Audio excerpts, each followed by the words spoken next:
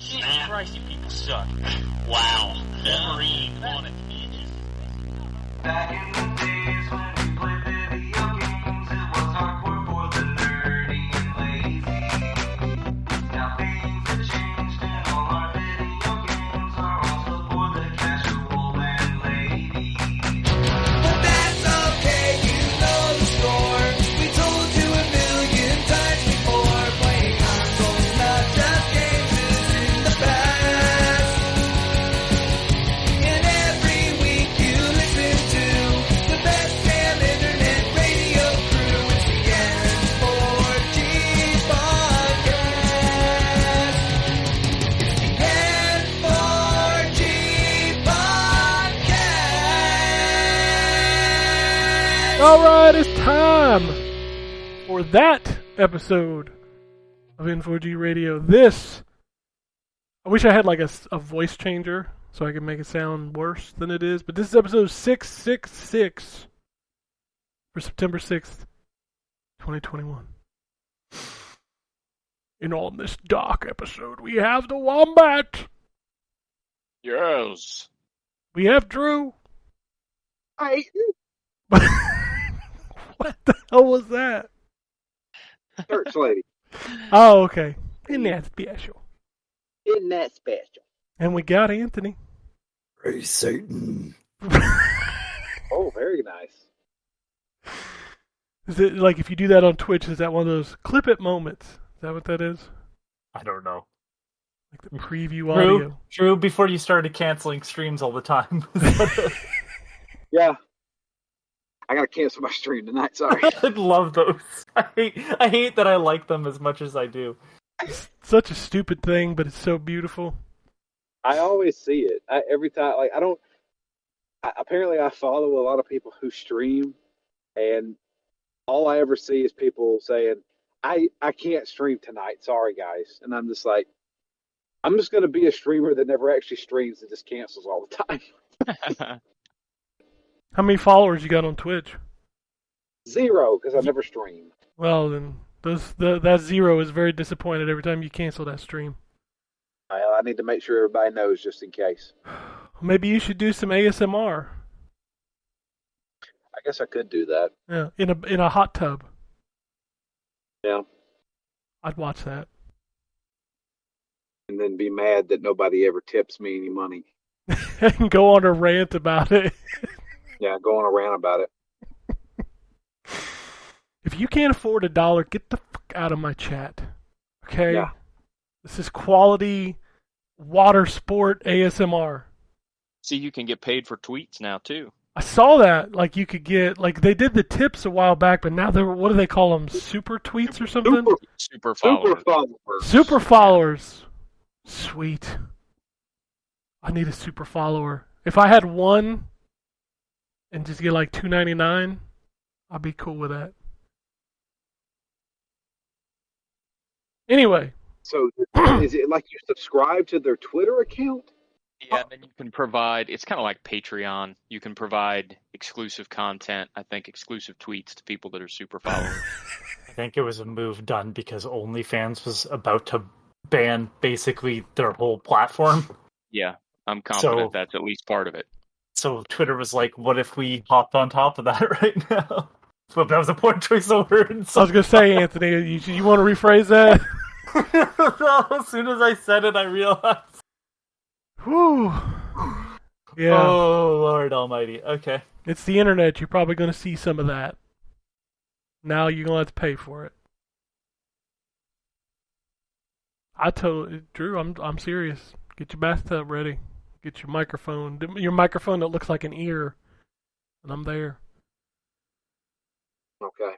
I'll put on a cat ear headphones. Yeah. And a Speedo.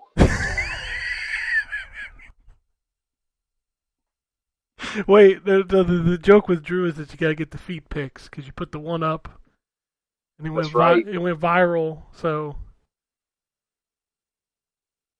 yeah. What the fuck is going on the internet, man? I don't even know anymore. I mean, legitimately, if there is somebody out there who would pay me for pictures of my feet, I will take 1,000,000 fucking pictures for you. God damn it.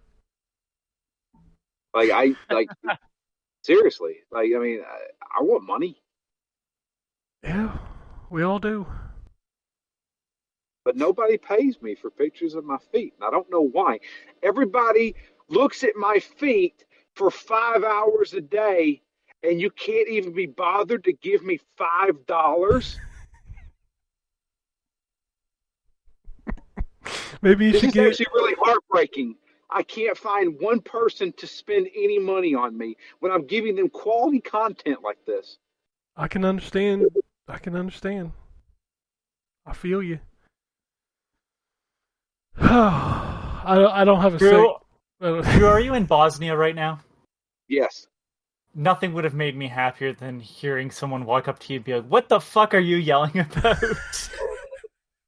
I'm by myself in Bosnia, so That's disappointing. It would have been great just to hear.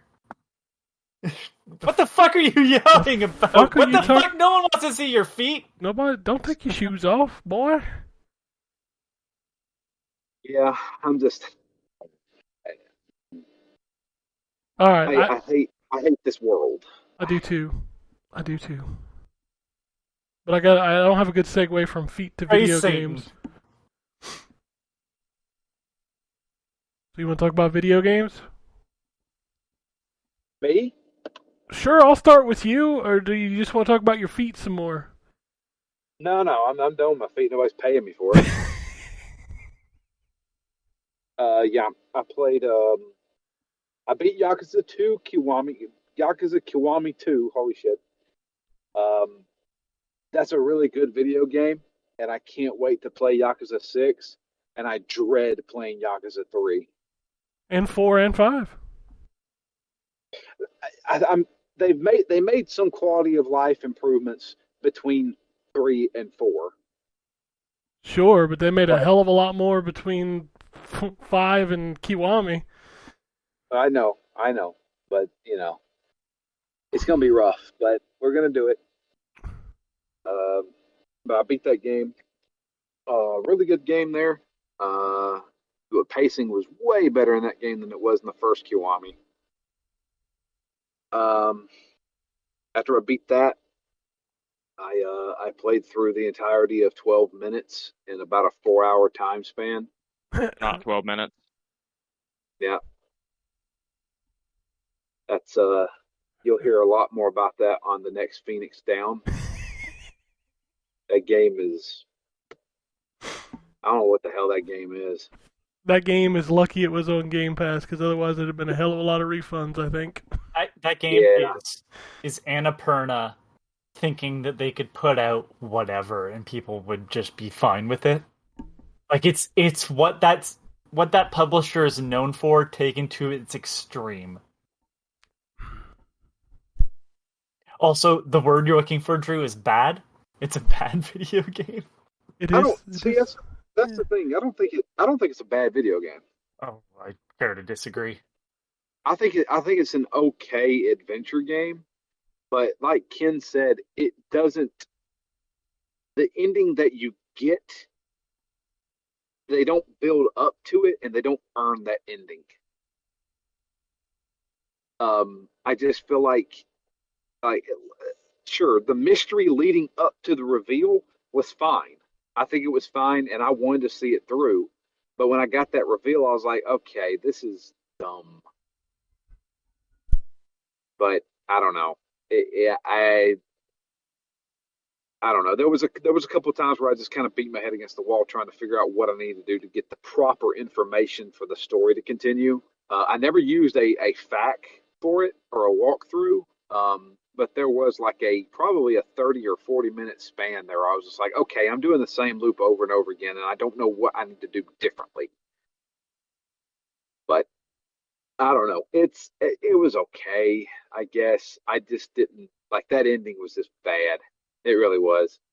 And like obviously I'm not going to spoil it here. We will do full spoilers on the Phoenix Down episode. So anybody out there who is interested or has played the game, please listen to that. And if you would send us an email, because I would love to hear your thoughts on the game.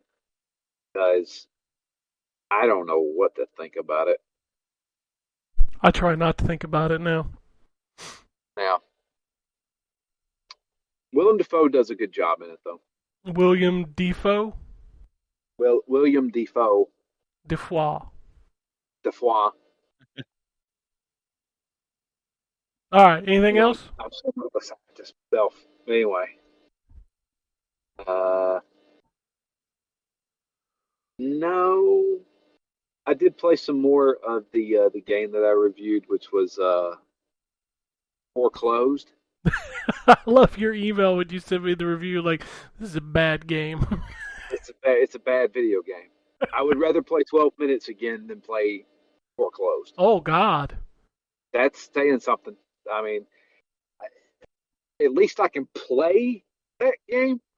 Foreclosed, I can't play it. Like it's like the aiming is completely off on that game. Like it feels so like jerky to the point where you can't really aim. And then on top of that, the cover is sometimes useless. You get shot through cover. Sometimes you can shoot guys through cover. It's like the hit detection is completely off. I don't know. Like that the developers of that game feel like we want to make this really cool art style, and they did that, and it's great, but everything else is bad. Yeah. Like it legitimately looks really cool. Like it's got this weird, like really cool cell shading look. It feels a little bit like 13 in that sense, where it's like everything's cell shaded. Looks like a comic book panel. You're actually watching through like the eyes of a surveillance camera, so it's like a weird like camera angle where you can move around. It's interesting in that sense, but when you get to the actual gameplay, it falls flat on its face. Like I can't even suggest this at like a deep discount because the story is slightly boring. I don't know. I don't like stay away from that game.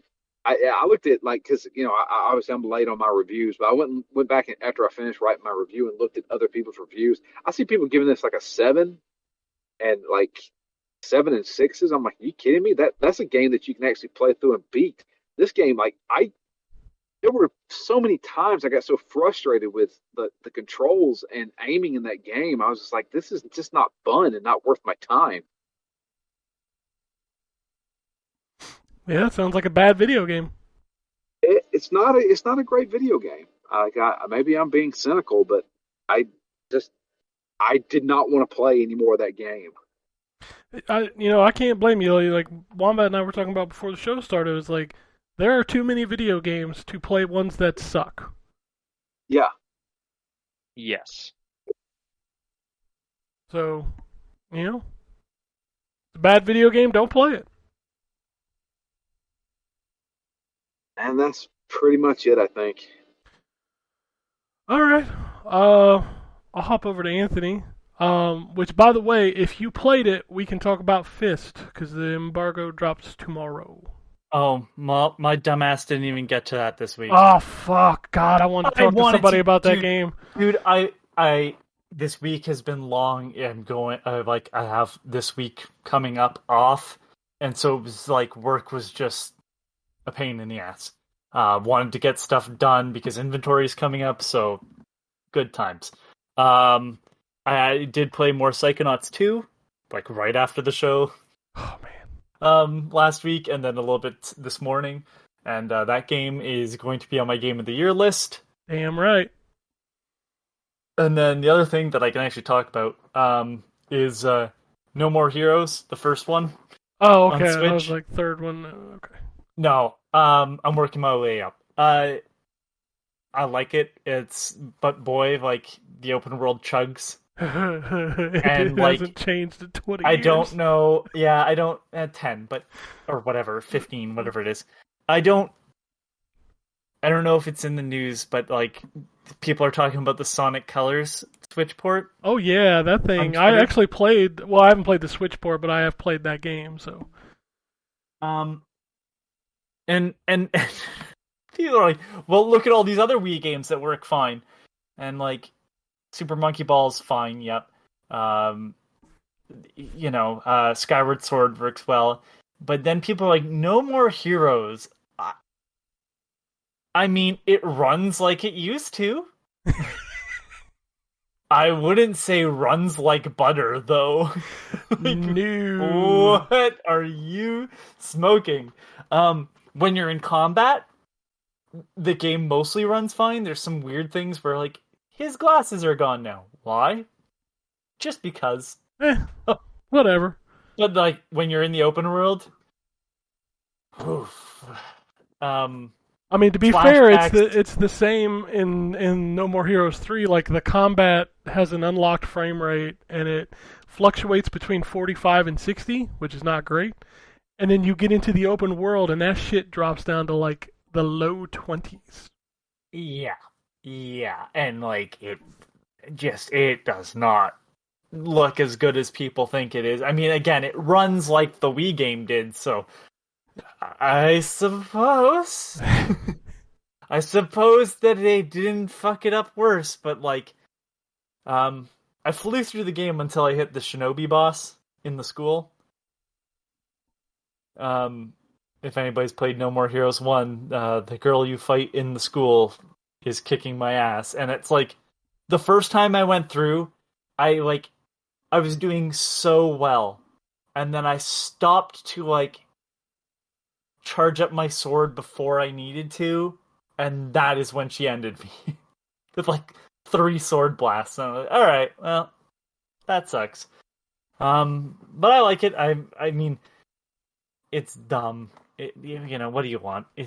He wears fucking anime shirts, and there's swearing, and there's lots of horniness, and it's exactly what No More Heroes is all about. But I'm gonna go through the whole series because I have them all on Switch, including Travis Strikes Again.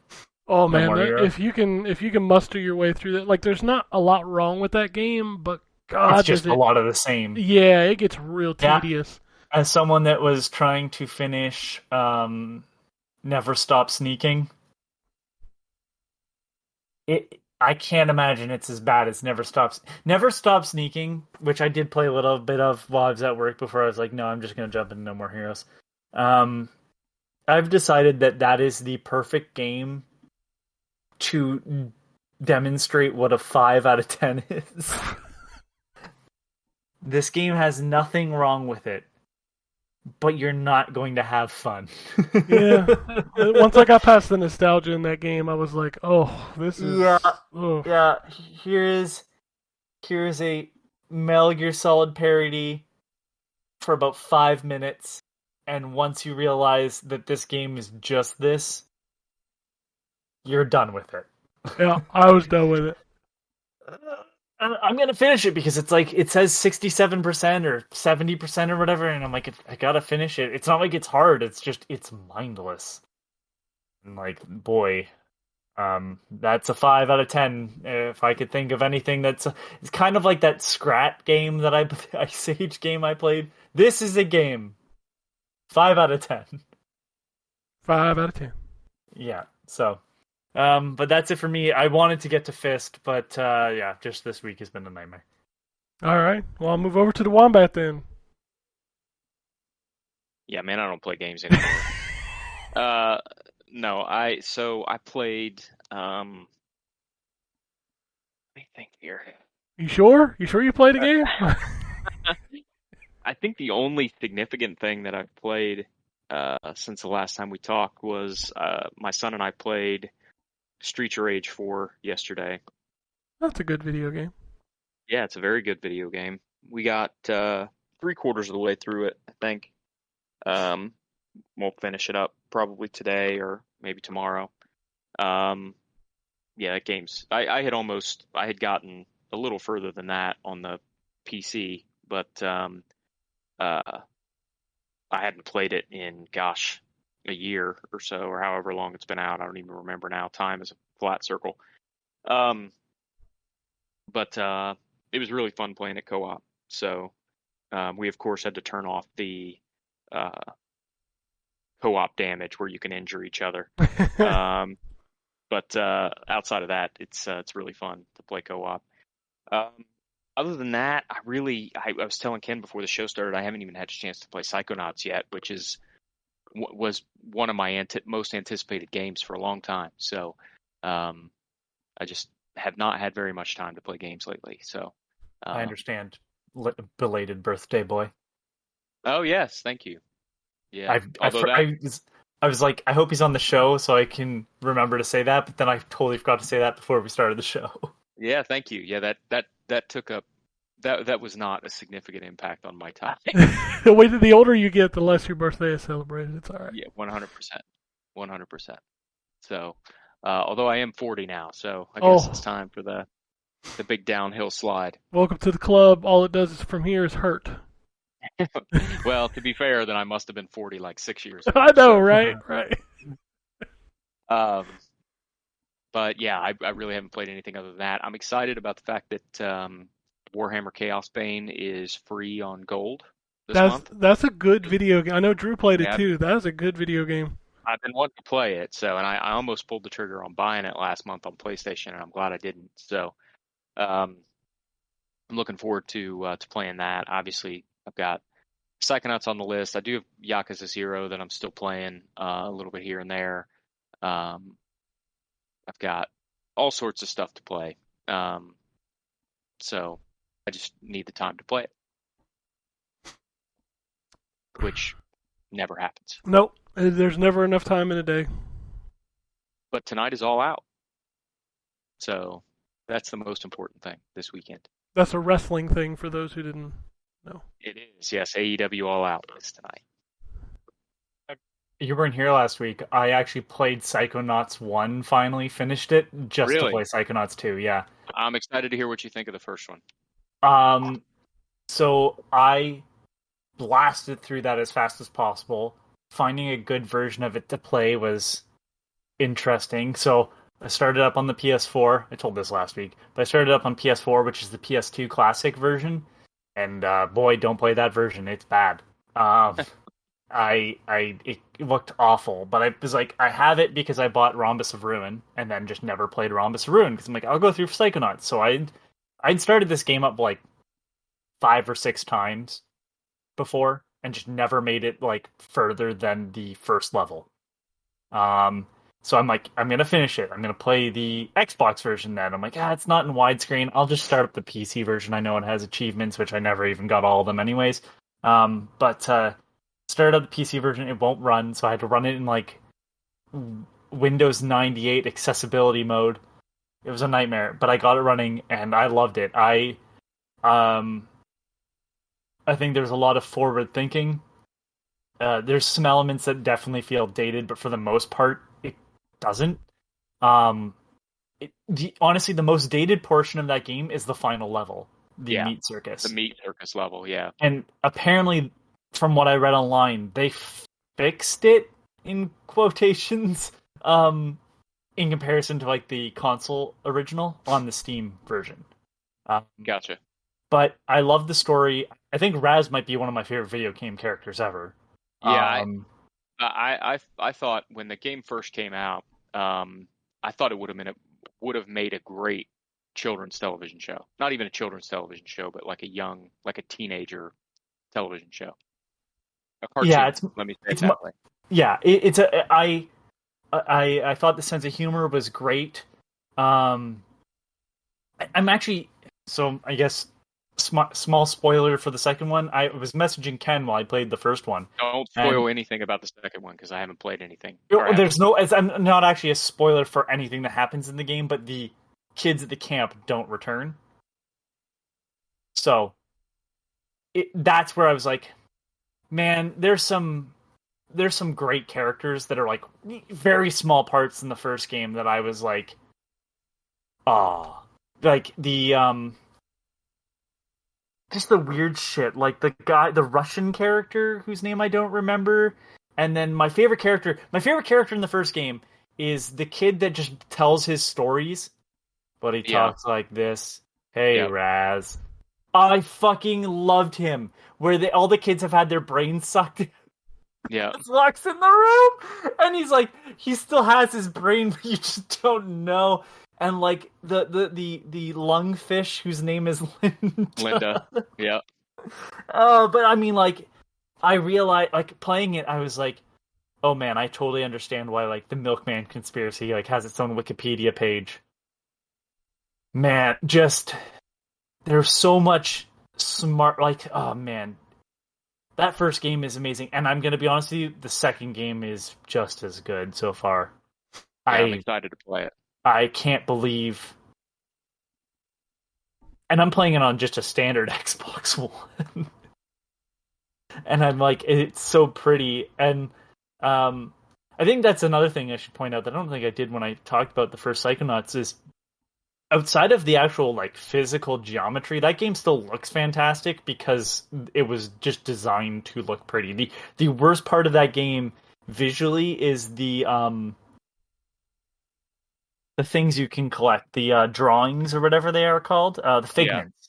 yeah, The figments are very pixelated because they clearly are a small texture, but like for the most part, that I love the design of Raz though. It's like a character I like that when he puts his goggles on and like before he goes into the mine and stuff. Like it's just such a cool character design for a character who isn't like trying to be cool. Yeah, the art Ah. direction of that game is really great. I love the velvet painting level. Yeah, that's another one where like just the all the small things that I found out afterwards, like I'm like, why is it giving me these roses? And then I found out later, like after the bowl was gone, because I went back in. Like you can hand that over to the women that open up the door or the windows, so you can escape from the bowl. And I'm like, there's so much smart shit in this game that you just totally can miss Yep. because it allows you to. Uh yeah, I can't wait till everybody here finishes the second game so I can talk about some of the set pieces from that game. Yeah, I'm excited to go through it.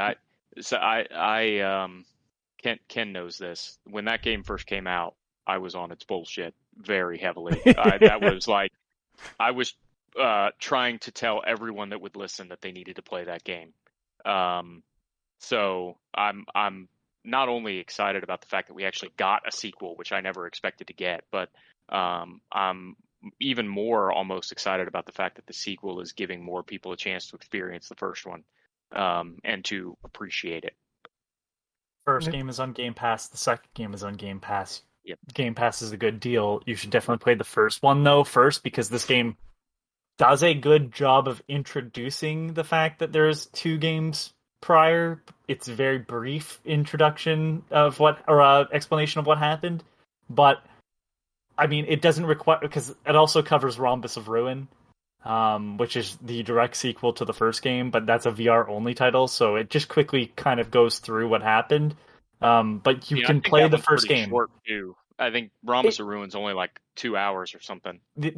Honestly, I have not played Rhombus of Ruin yet, which is fine because it is clear. This clearly it doesn't actually resolve fully. Yeah, Based the on beginning what of happens. Psychonauts 2 is what you get to at the end of Rhombus of Ruin. So, Yep. but yeah, just the I'm really looking forward to the end of this year when everybody's done, but I'm sure it'll be the end of the year discussion when we can talk about Psychonauts 2 because like even the small bits that I've played so far, which is quite a bit, like I'm surprised there's been as much as I've played so far with like clearly more coming, but like just the open worldness of it too. The all the areas you can explore. There's just so much. I'm really disappointed with myself that it took me this long to play the original. So, but I loved it, Ryan. You were right. That's what I'm saying. Vindication for all those years that everyone ignored you.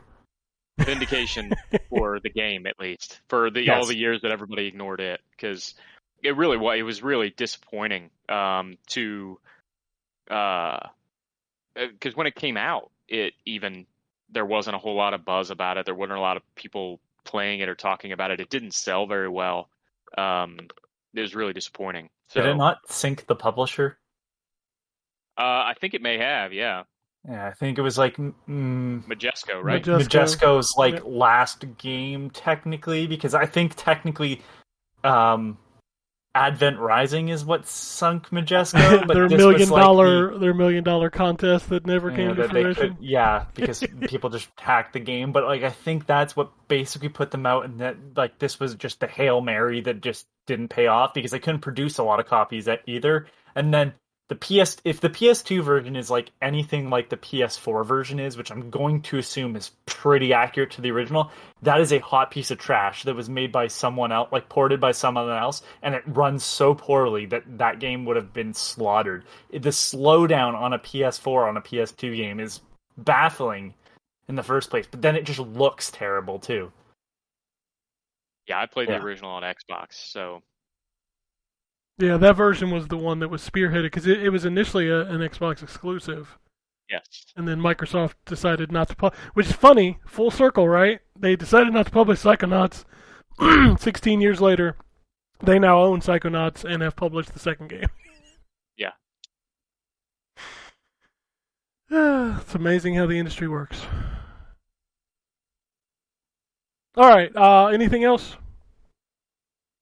No, nothing for me, other than the fact that, again, I if and when I find some time, that's the next game I'm going to play. Oh, you're in for a treat. It is a wonderful action platformer. Really good. All right, I'll run through the little stuff first before I get to talk about the most interesting game that I played this week. I played Craftopia, which My son has been playing that.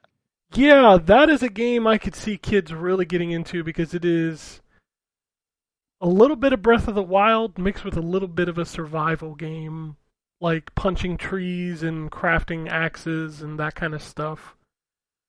It's got a really cool look to it. It is in game preview. It is on Game Pass. And, I only played for about, half hour, 45 minutes, but it felt really good. And it's got solid tutorials, and it's got really interesting stuff that you can do in it.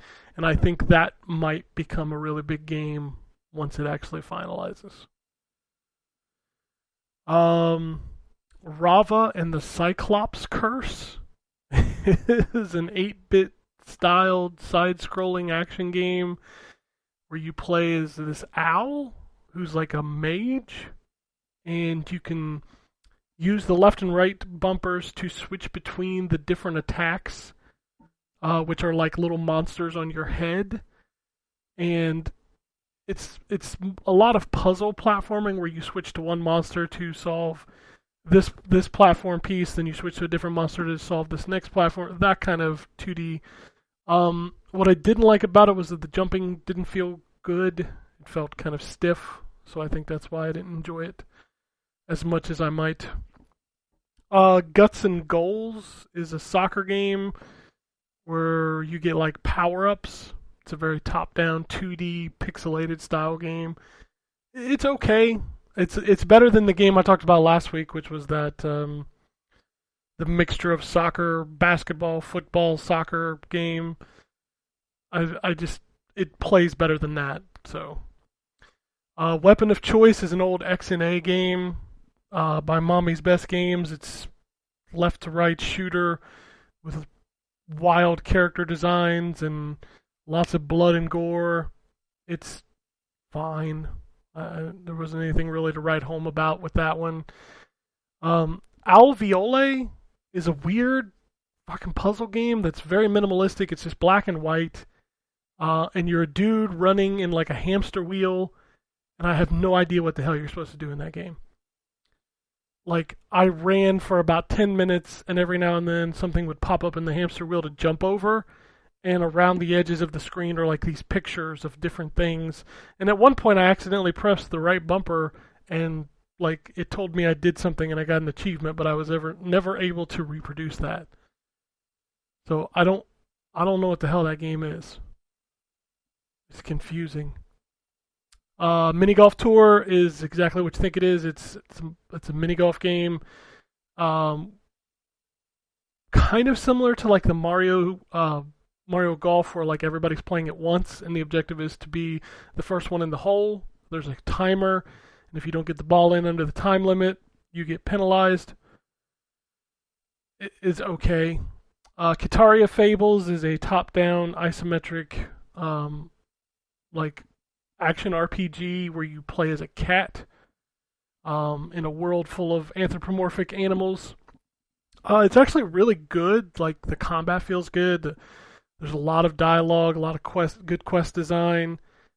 That game is better than it looks on paper. Like if you look at a screenshot of it or something, you're like, "Oh, this doesn't look that great." It's actually really well done.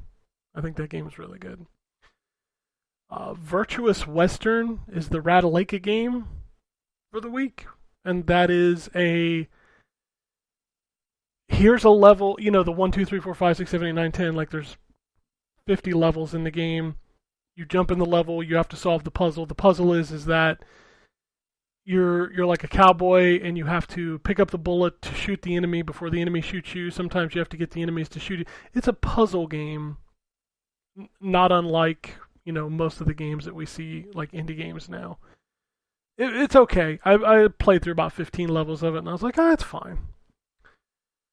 Song of Iron seems to be like the big indie game this week. It's a left to right action game where you're a Viking. You can pick up weapons. It's got real methodical combat. It looks really good. It's a very forced perspective, left to right. So like when you walk behind buildings, the buildings are really close. It's got a very unique design and style to it, but it is definitely not like a fast-paced button mashing type of action game. It's a very thought-provoking, like, when do you throw your axe, and when you throw it you have to go pick it up, and when do you block, and if you block your shield will break, when do you shoot your arrows kind of thing. And it's good. You just have to know what kind of game you're getting into. And then I played some Sonic Colors, and I didn't have any like super glitches in that game, but I don't know. Like, that game has and maybe Anthony knows this better than I do because he's more of the Sonic fan, but like that game has a reputation for being one of the better Sonic games of that time. But Yep. also like it's still not great. So here's, I don't want to get onto like the 8th Emerald type of type of stuff, but here's an issue I have kind of with Sonic in general. And by that I mean its fans as well. A lot of fans want to return to Sonic Adventure. And sure, when Sonic Adventure, and it was particularly Sonic Adventure 2, because I think that's a better playing game for the most part. When those games are great, they're fantastic. But a lot of the time, they're not. Everybody likes the Shadow and Sonic levels from Sonic Adventure 2, but boy, those Tails and Robotnik and Knuckles and Rouge levels suck. They just do. Well, you don't like finding gems based on a sound. and like, and don't even get me started on fucking Sonic Adventure, Big the Cat fishing. Oh yeah, Froggy. You know, so a lot of people want to return to that. Some crazy people want to return to Sonic Heroes. That game is so buggy, I don't know why. And then a lot of people have said that Sonic Colors is the best, but I would say those games play like an interactive roller coaster more than anything else. Yeah, absolutely. And then the platforming sections are just kind of bad. Yeah, they're not great. Unleashed, when you're not the... Honestly, Unleashed is one of the better games that a lot of people just didn't like because you had to play as the werehog to break up... That's terrible, I know. But you had to break up to break up the action segments, but those action segments were really good. And the brawler combat is fine. Like, it wasn't great, but it wasn't terrible either. But honestly, the best game that they've put out, and it's not by any means perfect, but the most that felt like the original Sonic games was Sonic Lost World, and everybody seemed to hate it. That was but the it was Wii actual U platforming, right. The Wii U and 3DS version. And the 3DS version is actually very good for being a 3D platformer on that portable system. But like, they're decent games. sure, it's not Generations, not much is. Clearly, Generations had far more love and care poured into it. But it was the only game to feel sort of like the original Sonic. Yeah, you have your fast segments, and then you have your platforming segments, and they kind of weave in and out. And honestly, it's the only one that seemed to blend them better than, these original games. Because, like, yeah, Mania is a far better game. I'd recommend it. But, like, Colors is fine. Colors is a good game, but, like, compare it to everything else that was Sonic at the time. It's, of course, going to look good. Before that, you had Sonic and the Black Knight, Sonic and the Secret Rings, Sonic the Hedgehog 2006. Yeah, of course Sonic Colors is going to look like it's a fun... Listen, if you want to play a really good version of Sonic Colors, the DS version is basically the third Sonic Rush game. And it's fantastic. It has the exact same soundtrack, and plays just like the Sonic Rush games, but you now have those stupid wisps. But yeah, like, it's a good Sonic game, but it's by no means going to bring you back to being like, oh no, Sonic has great games. It's fine. Like, yeah, that's kind of how I felt playing it. I was like, this is fine, but I don't want this kind of Sonic anymore. And like I said, Sonic Lost World has its issues, but like far more accurate to what I think more people think of Sonic as. But of course, it was on the Wii U, no one played it, and then it came to Steam, and people hate it because Sonic fans suck. You're not getting Adventure 3 anytime soon, Sonic fans, so... I mean, Sonic Adventure was a product of its time. It's a bad... I'm going to say it right here. Sonic Adventure, for the most part, is a bad game. Sonic Adventure 2 is at best mediocre, or at best good, and at worst mediocre. Yeah. Like, you like those... The soundtracks are the best part of both those games. Oh, 100%. The soundtrack to Sonic Adventure might be my favorite Sonic soundtrack of all time.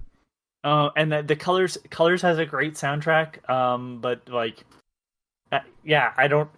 It's they've turned the best parts of Sonic Colors into two mobile games.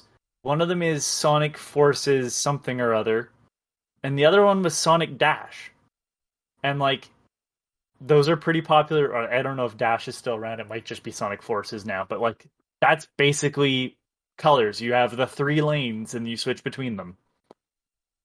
So, yeah. Do I have my copy pre-ordered? Goddamn right I do. As much as I criticize it, I am a whore. I understand that. But as a Sonic fan, I can tell you that Sonic Colors is not the best Sonic game ever. No, but it was the best at that time. I mean, it was really hard to get worse. Exactly. That's kind of my point. Is like, Colors had that reputation of being the best at the time, but at the time, Sonic games were really bad. Not just normal bad, they were really bad. And then afterwards, they would release Lost World, and then 2 Sonic Boom games, one of which is decent, the other one was like, I want to take the crown of worst game from Sonic 2006. But yeah. Did you know that there's a Chaos Emerald? Don't start with the Chaos That's how I feel. That's how I feel when I go about Sonic. But as a fan, like, most of these games suck. I'm willing to admit it. Like, I wish others would too.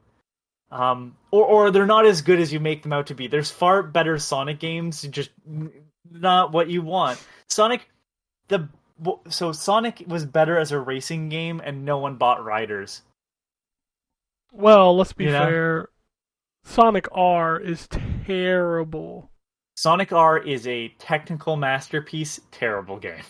I don't know if I'd call that a masterpiece. That thing was... Technical masterpiece? Oh my god. For the fact that is on a Sega Saturn, like, you can't fade in and out on a Sega Saturn. Like, polygons can't sort of pop in the same way, and yet they do in that game. They fade in slowly. That is impossible to do without some, like, wizardry. You know what else is impossible? Playing that fucking game. That is absolutely accurate. I'm not denying that. Oh, I didn't say the game was good, Ken. I just said it was a technical marvel. Sonic is like the Jason Voorhees of the video game industry. Like No. he has more than any other video game character as far as quantity, but my God, so many of them are bad. You want a really good racing game, and I'm gonna get on this again. Sonic Riders, the first one, not Free Riders for sure, but I didn't play the second one. Just the first game is a really smart racing game that has an extreme difficulty curve. But if you like racing games that challenge you as a player, Sonic Riders is fantastic because it's one of the few racing games that has like a gas meter. So What was the that Sega racing game? Sonic pretty and All good. Stars Racing is incredible. Yeah, that was yeah, pretty good. that's a. If you're not playing that, I hate you as a person. That's one of the best games Damn. ever. Like, I seriously, because people write it off like, oh, it's Sonic. It's a better racing game than most Mario Karts. The only one I might not be able to put up against is Mario Kart 8, just because of the pure amount, the amount of content in Mario Kart 8. No, those two Sonic and All Star Racing games are incredible. The third one, the Team Sonic Racing, that one was not great. Mediocre, yeah. Oh, but yeah, like Sonic has done better spin-offs than main games at this point. So, Super Monkey Ball's coming out. Spend your money on that.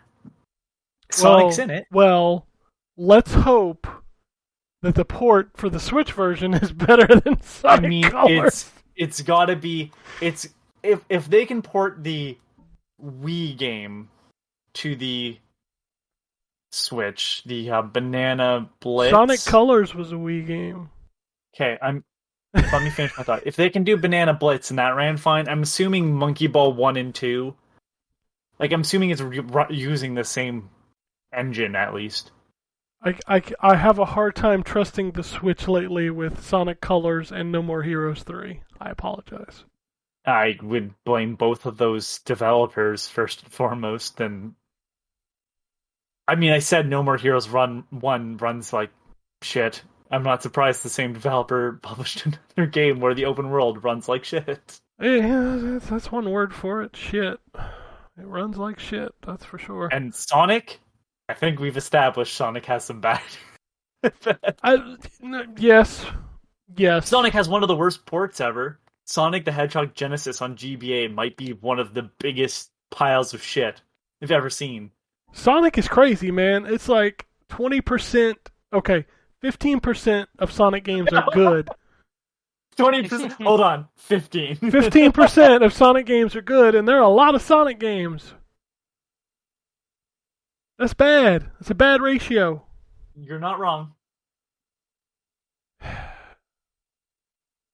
Alright, let's talk about the big game. I gotta get the name right. Hold on, this name fucking kills me.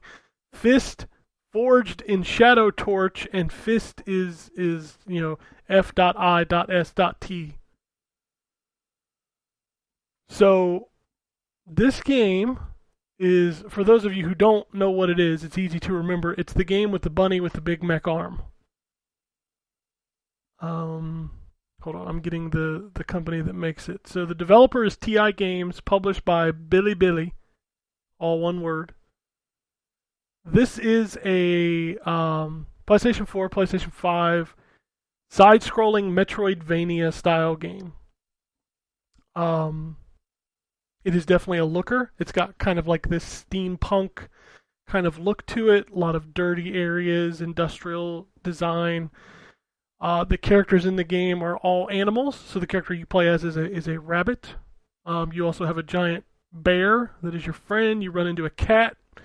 There's all kinds of animals in this game, and they are very, very, what's the word I'm looking for? They're very, like, hardened.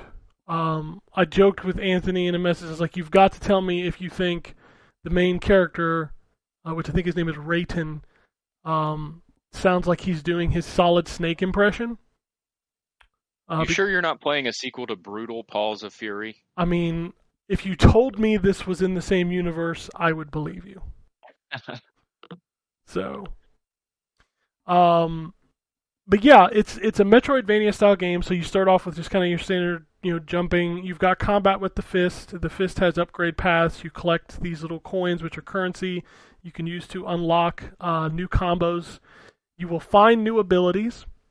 So one of the first ones you find is the ability to kind of scamper up the wall. So you can just hop onto a wall and just keep pressing the jump button to climb. You get a double jump eventually. You get different weapons. So you start with the fist. The second weapon you get is a drill. You get 4 total. You can switch them by the D-pad or tapping the L1 button. You get a secondary power, which is mapped to the right stick, so you can push it in any of the 4 directions. One of those is carrot juice, so you can refill your health. One of them is a parry. One of them is a homing rocket. I don't remember what the 4th one was. The thing about this game is that it feels really good to play, like the platforming and such. The combat is going to be something you have to adjust to. So it is not like there's not like a dodge. There is a dash, but the dash does not make you invincible to attacks. So you really kind of have to plan out how you attack the enemies. And you need to make sure that you give yourself the wind-up time. So when you start a combo, you have to make sure that you continue that combo and that you're not interrupted, because the enemies can interrupt you with certain abilities. It has a little bit of Mega Man in it, so you'll run into these giant bosses that you have to kind of learn their pattern and take down. When you take down these bosses, you kind of get a power in return, and then you can use that power to continue to traverse the world. It very much has a Metroidvania style map, so when you press the touchpad, it'll bring up this map that shows you like the areas that you've been to. It'll show you locked doors, so some of the doors are locked based on like your fist power. And then when you get the drill, you can use a fan to open fan doors. Just a lot of that gated progression kind of gameplay is here, to the point where the map has a percentage on it, like you have completed 20% of this area. The story is better than it has any right to be for this kind of game.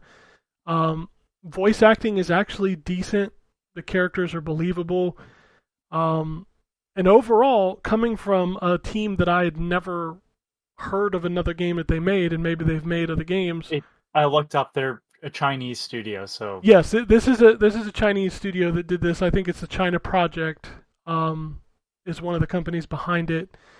And really, this being one of their first games, I'm looking at their list now. They did the Ancient Emulator for the PlayStation 4 and PC back in 2017. So this is their first game since then. This is super impressive. Like, the polish of this game is very high. It's beautiful. It runs at 4K 60 frames a second on PS5.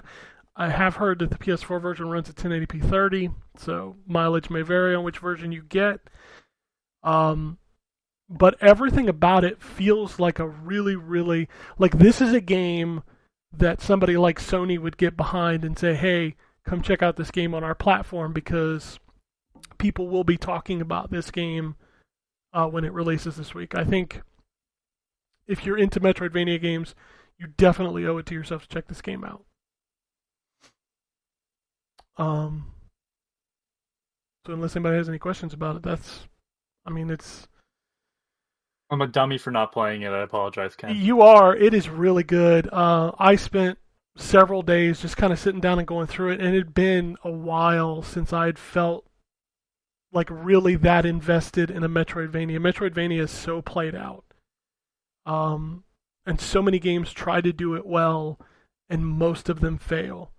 And this game succeeds in almost... Like, the combat is the one thing I get hung up on, because it is definitely... If you rush into things, you will get smoked.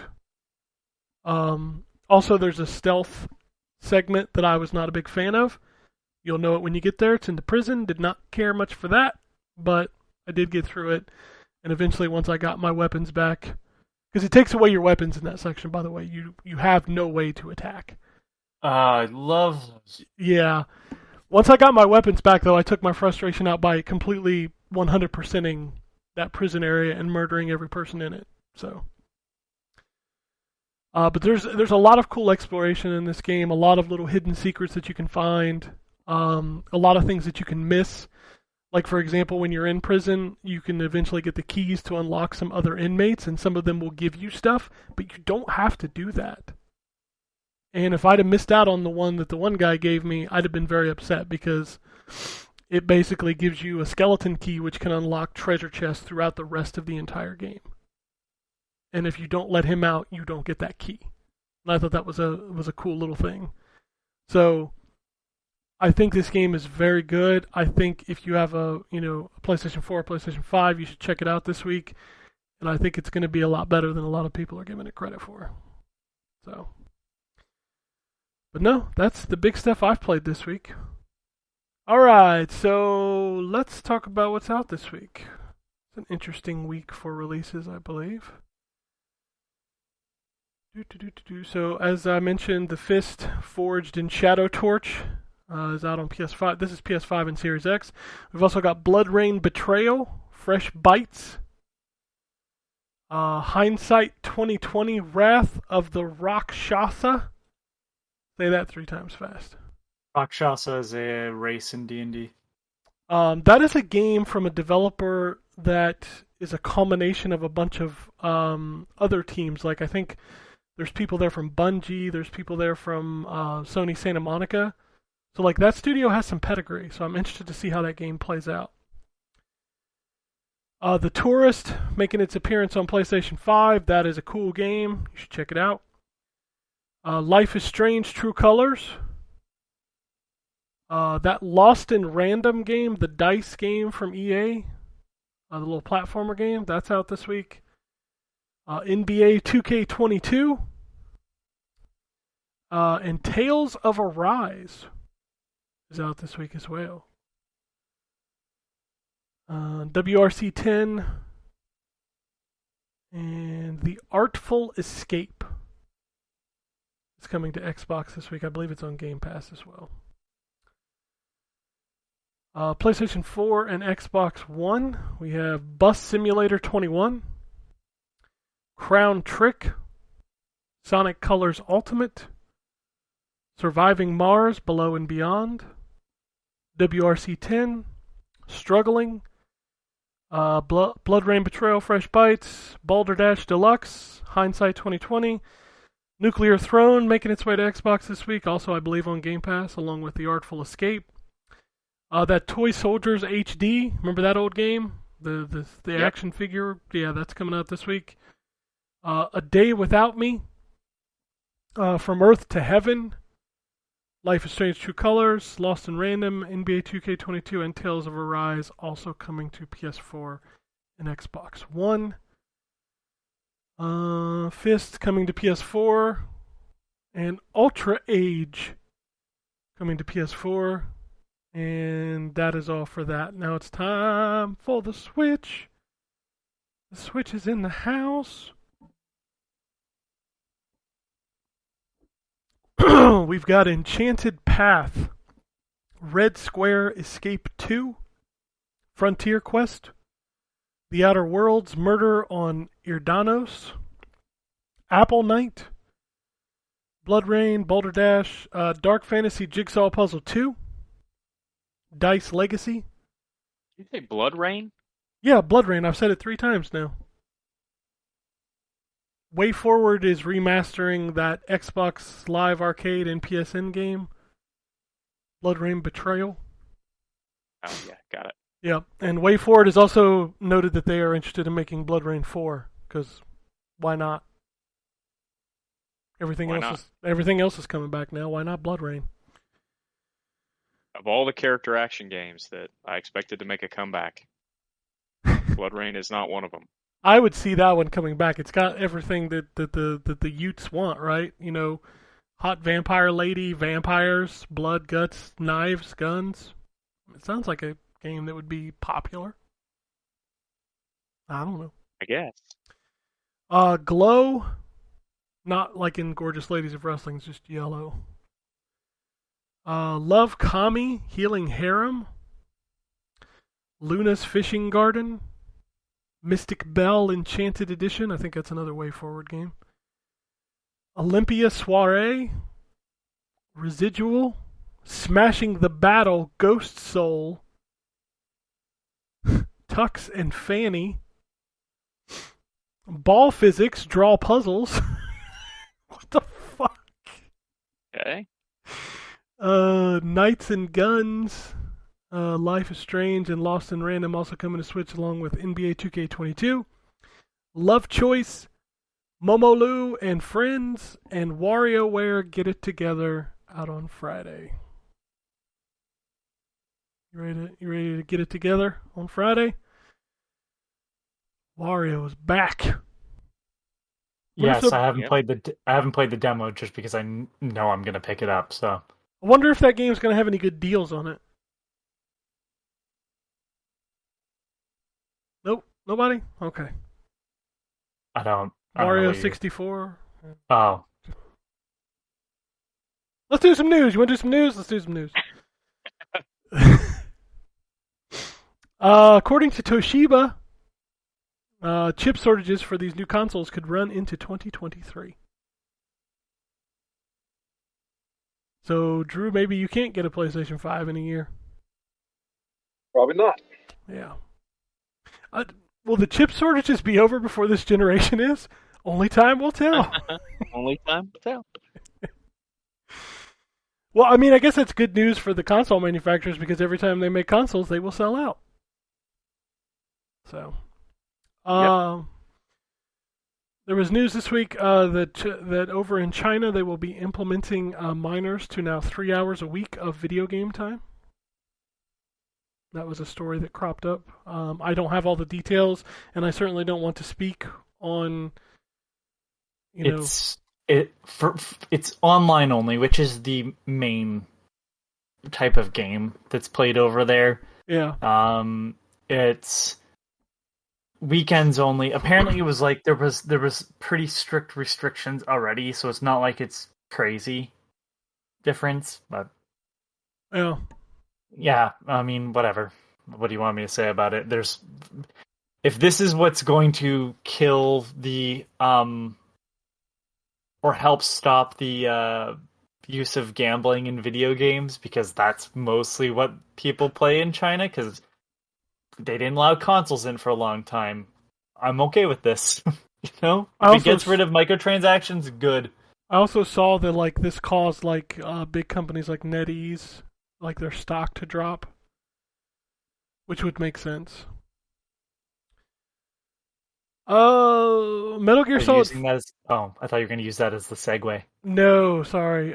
Metal Gear Solid 5 servers for old consoles are shutting down in May of 2022. So, you can no longer play the multiplayer of that game, like the base stuff, I guess. What do you mean for old consoles? 360 and PS3. Oh, right. That game was on that. Yes, it was. Man, I forgot about that.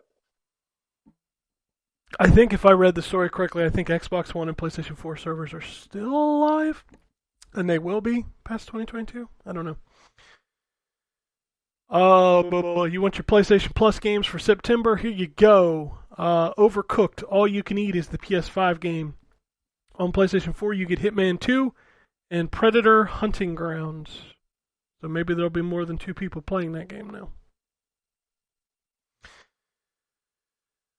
According to my favorite industry insider, Jeff Grubby Grubb, Mass Effect 5 is going to be using Unreal Engine as opposed to Frostbite, which is what Andromeda used. And when asked if we expect to see Mass Effect 5 in 2023, he just laughed and said, "Haha, no." Most likely Dragon Age is 2023, and Mass Effect 5 is, maybe it'll be a launch game for PlayStation 6. Maybe. Sony's having a big event on Thursday. From what I'm hearing, it's pretty substantial, and there's a reason it's not called a State of Play. Anybody want to speculate what you're going to see there? I have seen things floating around. Curious.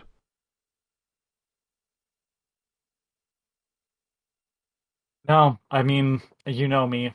I don't like to do that. You don't do the predictions. You don't want to do a prediction. I'll give you a prediction. God of War gameplay. How's that? Yeah, I would say God of War gameplay will probably be there. Another thing I think is going to be there. The beta firmware that's running around with the expansion. I bet that gets a launch date. But see, I want the juicy stuff. I want the stuff that's floating around the internet. What do you? You want the juicy shit? I want the You want juicy me to? shit. You want me to give you? I'll give you some juicy shit. Persona 6 announced. I would probably be okay with that if Tokyo Game Show wasn't the end of the month. I think that'll come there. Probably.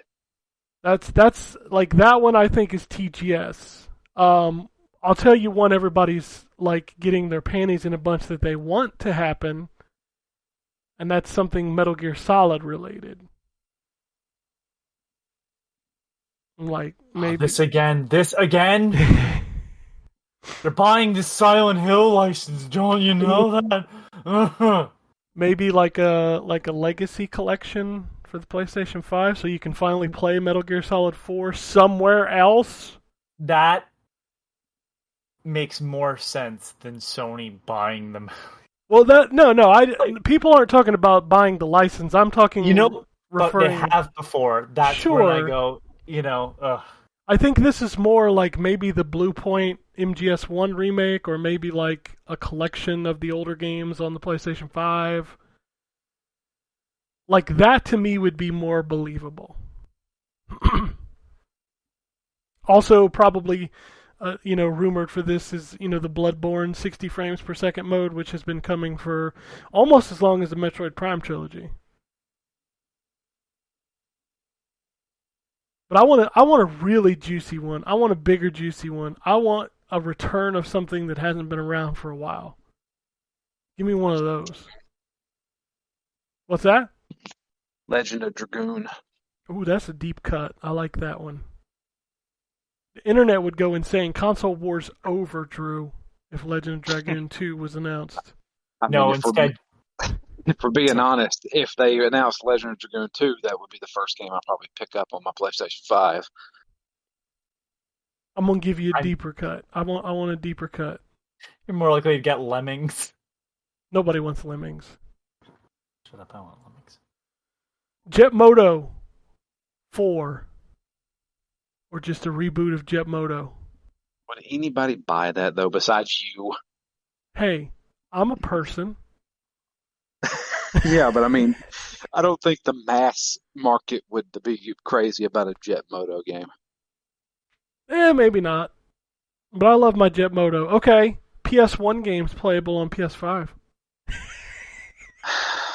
They've had the opportunity to do that a bunch of times and just kind of squandered it. Yeah, I know. I think PS1, PS2 backwards compatibility is just a long lost dream at this point. Yeah.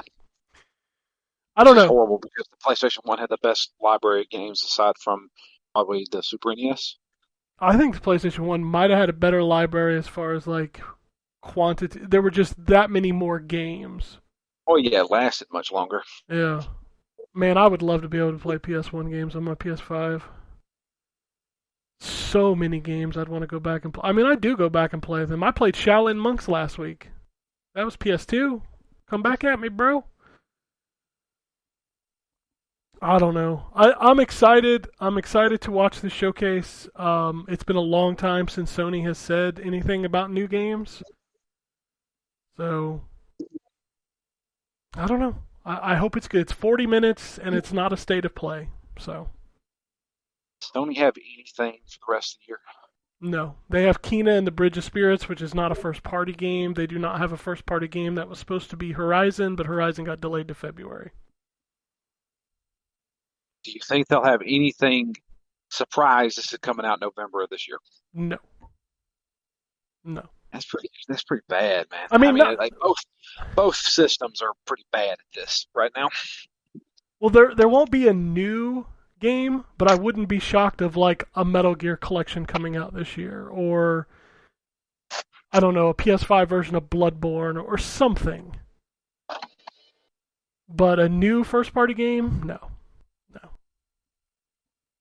I could have segged twice there, Anthony. I'm upset that I did not. But since Yep, we're no. talking about Sony, let's go ahead and seg over to Horizon and the controversy that stirred up this week about that game. So, Sony announced Horizon Zero Dawn. Horizon Forbidden West is now launching in February of 2022. They announced the versions and the pre-orders went live. And initially, when they came out, there was a PS4 version and a PS5 version. And there was an $80 version that you could buy that had both versions. And people were upset because they were told back when the PlayStation 5 launched that Horizon Forbidden West would be a cross-gen title with a clear upgrade path. Which if you bought the standard edition of Horizon on the PlayStation 4, you did not have an upgrade path. You would have to turn around and spend another $70. So the clear upgrade path is give me your money. Give me $70 more. Which the internet obviously had You bought a PS5. You obviously have money. Pay me. Yeah. So the internet blew up about this. Everybody was talking about it. Sony, backtracked and said, yes, there will be an upgrade. And instead of charging the $10, they instead said if you buy the $60 version, the PS4 version, you just get a free PS5 upgrade. So who the hell is going to buy the $70 version now? Crazy people who are like, I need all the PS5 games I have to have a case on the shelf. Wait a minute. I thought they said that you could do it for a $10 price. Not for upgrade. this one.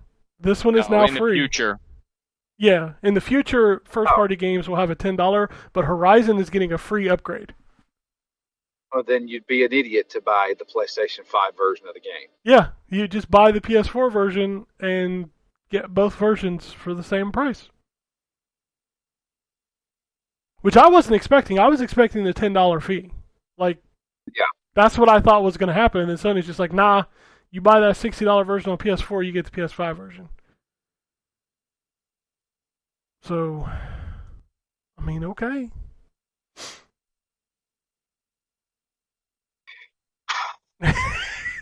Smart, it's not so smart delivery. That's my thing, and I know everybody's going to say I'm just a Xbox fanboy, and you can go ahead and call me that if you want to. Xbox fanboy. There is no denying that Xbox blows Sony out of the water with this bullshit.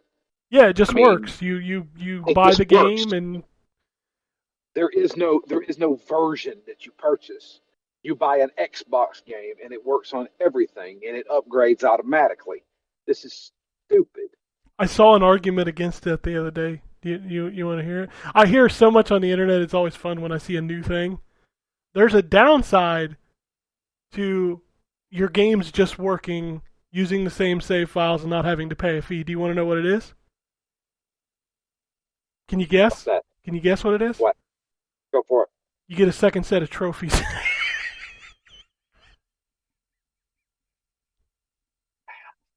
I guess. Sure. What kills me about that argument? Except, no, not necessarily. Hold on. What kills me about that argument is that you don't have to earn them, Anthony. They just pop. They do. Oh. So it's not like you That's had neat. to go back and play through the game to earn them again. When you upgrade, so when I upgraded Ghost of Tsushima, when I upgraded Final Fantasy VII Remake to the PS5 versions, I just got a shitload of trophies, Anthony. Because I was going to say the Vita, PS3, and PS4 games, some of them had linked trophies, so I was like, alright, I don't know about that. So then this is wholly stupid, and that person's dumb and should feel bad. Here's the thing: is that if they just pop, that makes something that's already not meaning anything even more meaningless. Yes, you are correct. But you get more trophies, so your trophy level goes up, Drew, and your EPing gets bigger. I guess. I mean, congratulations, you upgraded your game. Here's your trophies. I would honestly Yeah. prefer if they didn't automatically pop, and I had a reason, even if it's just a mental reason, to go back and play the game again. Oh yeah, I mean, sure. I mean that revitalizes your ability to play that game some more. Yeah. I don't know. It's such a funny thing that I saw that argument. It's like, I saw a Twitter thread and the guy was like, there is a downside to just having the same version across both systems. Like, can you please tell me what it is? He's like, well, you don't get a second set of trophies. I was just like, wait a minute, you serious? Like, you took the time to type this out on Twitter? Somebody could take you seriously? I can't listen to this crap anymore. The problem is that I follow like Xbox and Phil Spencer and stuff like that, and every time I like just want to look and see what they're offering, it's just a bunch of people saying Sony better, and it's the same way with the Sony stuff because I follow all the Sony shit too, and every time I click on that, and it's people just saying Xbox is better, and the meme of somebody crying or some bullshit like that. I'm just like, why do you care? Why do you care? Why do you care about any of this? I don't know. I really don't know. I can't figure out why people are so invested in defending their number one, defending their corporation of choice. Number two, defending a plastic box. They're defending the fact that they spent $500 on something is what it is. They want to justify that purchase. If you have fun playing it, it's justified. Yeah, but I mean, it's just, I don't know. You know what? I'm excited for the Sony event. You know why? Because I have a PS5 and I'm going to play those games. I don't have a PS5, so I'm going to go cry my Xbox tears. Well, go ahead, and that's what I don't get. Is like people always like give me a hard time. They're like, "Well, you're an Xbox guy." I'm like, "Yeah, I prefer my Xbox, but I get excited about the Sony shit because if they release a Metal Gear Legacy Collection, I'll be there. When God of War comes out, I'll be there." Are you kidding? I don't limit myself to one plastic box, and I grant nobody can get these systems right now, and a lot of people can't afford $1,000 for two machines. I get that.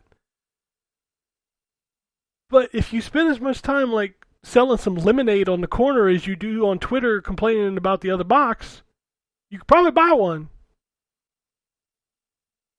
And you can also donate $5 to me so I can actually show you my peak.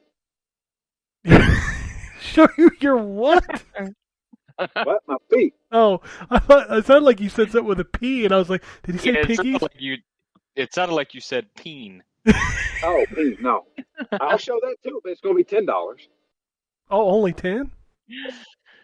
That's pretty cheap. Anyway, if you go to bat for corporations or plastic boxes, you and we can't be friends. I'm sorry. I can't figure it out, man. Like, every time I see that, like I've said it a million times, but I go to this person's profile and I'm like, this has got to be like a 14-year-old kid. And no, it's a guy with like a wife and kid that's saying this stuff. And I'm like, does your family know you talk like this? Show your wife your Twitter feed. Please. Show your wife your Twitter feed and see if she looks at you with disapproval. Yeah. So just looking, I was like, what the is this what you do all day? Like, why? Do you like run into McDonald's and complain that the Big Mac is not as good as the Whopper? Like, do you do that? Like, I don't get it, man. Oh. All right. Here's one that cropped up on a Saturday evening. Alan Wake Remastered is coming October 5th. Has that actually been announced, or is that just a storefront like updated their SKUs? Yeah, there's been no official announcement. I'm assuming it's coming third. Maybe that's part of Sony's thing. But it's Wario tweeted it. It's listed October. There's a date. It's October 5th. It's coming to PS4, PS5, and Xbox. I'm assuming Xbox just means... I just call it PlayStation and Xbox now because I can't get down with these tweets that are like, coming to PlayStation 4, PlayStation 5, Xbox One, Xbox One X, Xbox Series S, Xbox Series X, PC, Steam, Epic Game Store, and Nintendo Switch. I can't. It's coming to Xbox and PlayStation. We're good. But yeah, I guess this is happening. So you can play Alan Wake again. Anybody excited about that? I mean, Alan Wake's a good game, but I mean, I've played it 3 times already. Yeah. You can still play it on Xbox Series S, X, One, One X, One S, whatever. I wonder if this will come with American Nightmare. Ooh, that's a good question. I don't know. Because American Nightmare, I will go as far as to say I enjoyed American Nightmare more than the original Alan Wake. I'll be interested to see if it's in there. Does this also mean we're getting a sequel? Maybe? Alan Wake 2? Also, if anybody out there liked the idea of 12 minutes, but didn't like the execution of 12 minutes, play American Nightmare, because it is a time loop game. Oh yeah, it is. It's a very different game than Alan Wake was. That's right. Yeah, it's a time loop game, and it is fantastic. I'm pretty sure every time loop game is better than 12 minutes. Yeah, you have your God, I want to yell the Willem Dafoe thing, but I'm not going to yell it again. Yeah, I know. People still might not have played it, which they shouldn't, but maybe they want to. I don't know. Yeah. All right, I got 2 more stories here. One of them is just for me and Drew, and that is the fact that it's Overwatch. we kind of have an Overwatch 2 date, maybe? Fuck! So We may or may not. Who knows? So this story comes from somebody reported it, and then it was confirmed through the Overwatch League that in April of 2022, when the new season starts, they will in fact be playing on an early build of Overwatch 2. Which means that the final game cannot be that far behind if the league is going to be playing it. So. Yeah, I would say summer of 2022. Yeah. That's better than what we thought, but that's still another year almost. Yeah, I mean that's almost a year at this point, and this game is dead. I wouldn't call it dead, but it is dying. Yes, it is dying very quickly. So, hey, I'm now I am now role queuing as console, but also playing with PC players and everybody else. And I'm now starting to run into the exact same people every match. oh, absolutely. I see a lot of the same people when I play. I have played with this guy named Knight, as in Knight, at least 7 matches in a row on different nights. And I'm like, okay, so we're running out of people to play with here. See, I'm always playing with the pants parties. Different nights, Drew. Yeah. I mean, it could be different nights, but I don't think so. I'm playing with the pants party, so like in my games, there's always a grumpy pants or a pouty pants, or there's always a pants in my games, and I keep seeing repeat pants. A lot of pants. Huh? Yeah. No sexy pants though.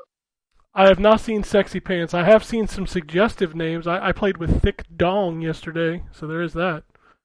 Yeah, PC players, they don't really give a crap, and they're not really regulated. Woo, yeah. All right, last news story. Anthony's favorite. A juicy rumor that has been corroborated by 4 sources. I swear to God, if it's Metroid Prime Trilogy, I will commit murder. It is not Metroid Prime Trilogy, but it is We're Nintendo. Fine. I'll wait to hear what it is. All right. According to one source that dropped, and then 3 sources that corroborated, Nintendo is planning to add Game Boy and Game Boy Color games to Nintendo Online. Right, I forgot about this. When it comes, we'll see. But like everything else, I don't hold my breath with this shit because 99% of the time they're wrong. So the only reason that I know some of the people that have corroborated it. I understand that your favorite man in the world, Jeff Grubb, has. I trust very few leakers and rumor mongers, and that man is never. I won't say never, but he's mostly never wrong. I won't throw him under the bus because he did have my favorite insult ever. Yes, the Hobbit insult. The Hobbit Fisher Stevens. Oh, wow. Nailed the guy. But yeah, Nintendo, and this is where I'll be a little bit more honest, I guess, with my issues with this stuff. Nintendo is like a lot of different companies. However, a lot of their stuff is internal. They work on different projects, but that doesn't mean everything comes to fruition. So when I hear that stuff, they don't work with too many outside parties, and yeah, you might have something that's being worked on, but that doesn't mean it's ever going to be a thing. Like, I think the Nintendo leaks have shown they work on a lot of stuff that never gets released. Sure. So I'm not saying this isn't the case. Like, I'm not saying that that's the case here, but like, we have people that all they do is just look at the update to the Switch firmware and pull every piece of data out, and like, data miners do that. That's what they do. And so if there was a mention of it, I feel like like, that would be like, oh, okay, it's more likely then. But like, this has been a thing before with the Metroid Prime trilogy. Maybe they did have that in some sort of working fashion, but it just didn't work out, and they stopped developing it. That happens. Like, that's where I'm like, just because you heard it from someone who is a credible source doesn't mean it's going to be finished. Those two things could be both true. I heard it from a friend who. My uncle works at Nintendo. I heard it from a friend who. You've been messing around. But yeah, like, okay, if it comes, cool, but like, I don't know. What do you want to see on that platform? That's that's the big question that I was going to pose to y'all. Like, what are the Game Boy and Game Boy Color games you would like to play on your Nintendo Switch? Because I'm gonna be honest with you, I get to 3 first-party games, and that's about it. Oh man, you missing out. I want 6 golden coins. Yep. I want Super Mario Land 1 and 2. Oracle of Ages and Seasons. I want some Pokemon. Oh, right, Game Boy Color. Sorry, I was focusing on just Game Boy. I want to play Mortal Kombat on the Game Boy. Oh. Well, that's just it, though. Like, I'm like, you can't get Tetris because I mean, they could in theory, but like, Tetris is owned by the Tetris company. Excuse me. So there's your big Game Boy title. You got Link's Awakening, sure. You got the 2 Super Mario Lands, and then I forgot about Wario Land. So you got the Wario Land series. But they won't do Pokemon because they'll sell you Pokemon. Because but are they selling you Pokemon Red and Blue right now? On 3DS, they sold Pokemon Red and Blue. Yeah, but the Switch is the replacement, so. But is it to Pokemon fans who want to bring all this stuff over? So if you don't have a 3DS, they'll sell you those games. Like, there's money to be made there. Those actually sold on the 3DS, while everything else kind of just lingered there. I mean, to be fair, I'd have paid for Link to the Past again. They gave me that for free. For sure. I'm not denying that, but I'm saying, like, Pokemon is not just Nintendo. No, Pokemon I know that. Is the Pokemon company. So maybe that's why it's taken this long to get these games on there, is because they were working out deals with the Pokemons. But they have that stupid box thing that you put your Pokemon into so you can transfer to the newer games. And I have a feeling that if they don't have that, people are going to be upset. So now we run into the issue that you have to run the emulator, because that's basically what the Switch apps do, and then start up the game, but have certain games be able to interact with that, and not have other games be able to, like, force data into it to then hack Pokemon in and all that nonsense. So it's just like if it's not running, if the Pokemon games aren't running as their own app, we start having issues immediately. So I just can't see them giving away Pokemon. That's the only thing where I'll be like, yeah, that's almost a definite no in my opinion. Like I'm not saying a Game Boy is likely, Pokemon is not. We'll see. From what I'm hearing, there may be a direct coming up, and I would guess that this would be in there along with Monolith's new game. Those are my guesses. I'm trying to think of other Game Boy games. Like, sure, Metroid Prime or Metroid 2. Yeah. The Kid Icarus title, but it's like I feel like people think they want Game Boy more than they want Game Boy. And like I love Six Golden Coins. I love Super Mario Land. I love the Wario Land games. I think that's those are the best games on the console. But it's not necessarily about people maybe thinking they want something that they don't want. It just adds value to a service that has been kind of lacking it lately. There's not a lot of games that use the Nintendo Online functionality, and let's be fair, if anybody on this podcast is paying for Nintendo Online, why are we paying for it? Old games. Exactly. And I want some new old games. Give me new old games. I want it in 64. Like no matter what, this whole that would be one of those things where I'm like, that is more where I think people are interested. Game Boy is not the place. No, but it's a bone, and Nintendo is good about throwing bones. You know, that Metroid Prime trilogy's been done for years. They're just going to wait till Metroid Prime 4 is in Mother sight. 3 and Earthbound isn't on this fucking thing. You're not going to play it anyway. Shut the fuck up, you people. I played Earthbound when the SNES Mini came out. But what I'm saying is the people that are complaining about Earthbound being there, most of them are going to be like, it's Earthbound, and then stop playing. Well, I mean, yeah, people did that with every game on that server, except for Mario. I beat Mario 3 times in one night, because you can. Which one? The first one. Oh, okay. Well, there's multiples, so that's the reason why I know, but Super Mario Brothers can be finished in like 20 minutes. That's true. I was just thinking, like, how impressive that would be if you just sat down and you're like, I beat Super Mario World. Oh, dude, no. You can't do that. No way. I was like, holy shit. No, Super Mario World.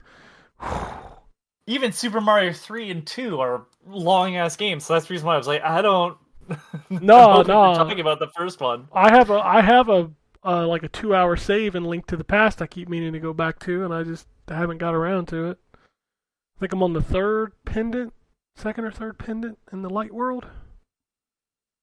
If they listen, anything that they want to do to that, I like get rid of that stupid fix. Like bring up the menu shit at the bottom the whole time. I hate that.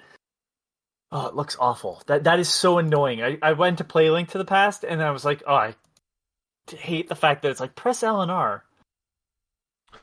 All right, Drew. Get that shit gone. Drew and Ryan, I saved this email till you were back on the show. Okay. It's an email from Eeyore Kara. Okay. It says, for the show, hey yo, it's Eeyore Kara. I started playing Dirt 5 on my PS5. Man, I love it so much. Kind of gives me MotorStorm vibes. Well, it's made by the same team, so I guess that makes sense. Good memories with that game. I really love the haptic feedback on the controller and the trigger stuff. Absolutely loving this game. Have to say, though, I completely suck at the buggy. Man, they control like shit. Alright. Really loved the wrestling talk last week, guys. People are saying CM Punk's AEW move is like Hogan going to the WCW. That really annoys me because WCW threw a fucking parade for his signing. Hogan turned heel, part of the biggest group ever, NWO, and also put WCW on the map. Helped beat WWF ratings 83 weeks in a row. Sorry, but CM Punk can't do that. Now there's rumors of Daniel Bryan going over and so on. That's cool. It will happen. But the only person who can a bigger move than Hogan is John Cena. If he went over, become heel and so on, that might top Hogan. Anyhow, wrestling is cool again. I'm sure I've mentioned in the past, I'm a huge Razor Ramon / Scott Hall fan. Your thoughts on that, Ryan?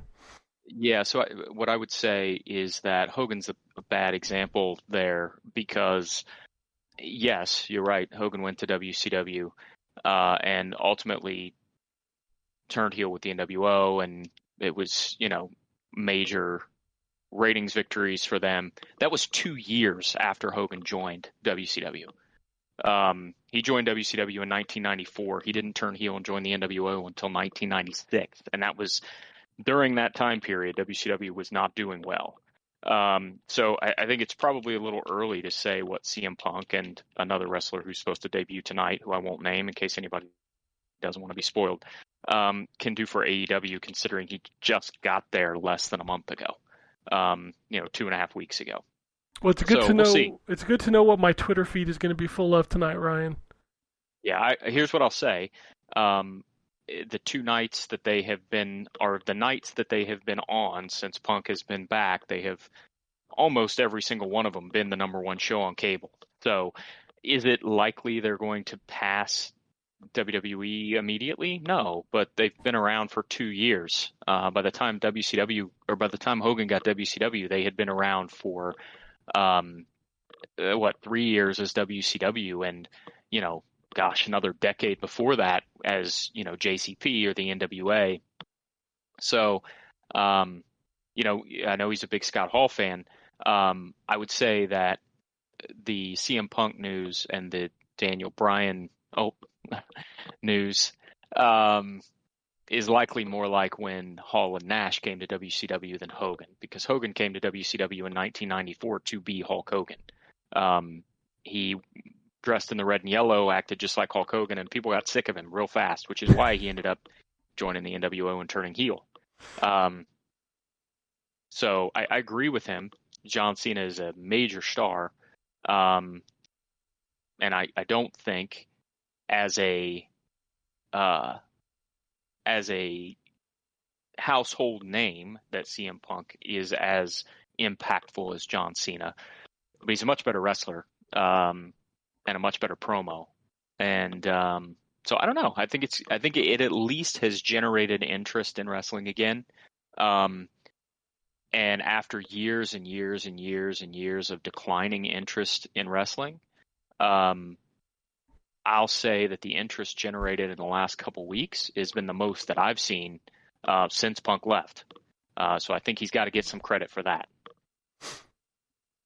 I mean, I've admitted that I'm not like super into wrestling, but I knew CM Punk when he was at the height of his career. Even though I wasn't watching wrestling, I knew about what was going on in it. And I saw, because it goes up online shortly after, when he told off McMahon, he was speaking for the fans, basically, at that point. And, he was willing to say, this is a shit product we're putting out. And then he got fired. So for him to come back at all is huge, because he's not just a character. He was pretty much being himself on stage. Yeah. And was... Oh, go ahead. Sorry. No, I was probably not going to add it. I was not going to add anything special. I was going to say, and he was speaking what everybody was thinking and still thinks about WWE. Yeah, and it's just a different time. You know what I mean? Like it's going to be difficult for AEW to catch WWE in the actual total viewers, although they've been a lot closer than most people think. But in the demo, which is what most advertisers care about, the 18 to 49 demo, they've been real close. And as a matter of fact, they've been ahead of WWE a couple weeks. So I think there's this narrative among people who are fans of the WWE that, well, AEW is just small time. They're not going to catch up even with these additions. And I just don't know that that's the case, because creatively speaking, the AEW product's been a lot more engaging than the WWE product for the last couple of years at least. So I don't know. I'd say give it time, and we'll see what happens. From my perspective, I look at this the same way I look at video games. Now, I don't watch WWE anymore because their creative, I think, is terrible, quite honestly. But I'm just happy that the industry seems to be thriving again, especially the independent scene in the industry is really on fire for the first time since the height of Ring of Honor in the early 2000s. So, it's just good for there to be competition in the industry again. And, you can say, well, this isn't going to be like when Hogan went to WCW, but the reality is when Hogan went to WCW, WCW had been established, right? They had stars there that were established. For the last 20 years, up until the last two, there's been nobody else other than the WWE, at least not in America, at least not at any level, right? So I think the fact that we're 2 years into this company, they're signing free agents at the level that they're signing, and they're hitting ratings numbers at the level they're hitting that's pretty significant, I think. And so I think to downplay this as less significant than what was happening in the industry in 1994 is probably in some way accurate, because there's just less eyeballs on the product today than there was back then. But it's probably a little, I think, short-sighted considering the actual timeline of how everything happened back then. I think everybody's a little they tend to skew the timeline of how all that stuff went down. And it certainly wasn't an instantaneous victory for WCW when they brought Hulk Hogan over. As a matter of fact, you could say the first 2 years he was there was kind of a failure, because the fans rejected him relatively quickly. And I mean, he was doing stuff like the Dungeon of Doom and stuff like that in his first couple of years in the company. So. Always interesting to hear how wrestling is going since I stopped watching it 20 some odd years ago. I will say I will say that these last 2 years have been it's rekindled my interest in wrestling. All right, I just a question for you, real quick. Yep. If I were to want to watch a episode of AEW, what channel would I have to watch it on? It's TNT every Wednesday night at 8:00. So it's just Wednesdays. No, I'm sorry. It's Wednesday night at 8:00, and then they have another hour-long show called Rampage on TNT on Fridays at 10. Okay. So you got to have The big show's TNT. on Wednesday. Yeah, the main show is on Wednesday. It's Dynamite, is what it's called. But there's a show Gotcha. tonight, right? Yeah, there's a pay-per-view tonight. Okay, so that's Oh, okay. yeah, I got you. They're not on any service like WWE is on Peacock. No, they're not. They still do actual pay-per-view. Their rumor is that there's been discussion about them eventually moving to HBO Max. But right now their pay-per-views are all on, internationally they're on Fight TV. And in America they're on Bleacher Report. Used to be BR Live, now it's actually Bleacher Report, because it's Warner owned. And that's part of their television deal with Warner.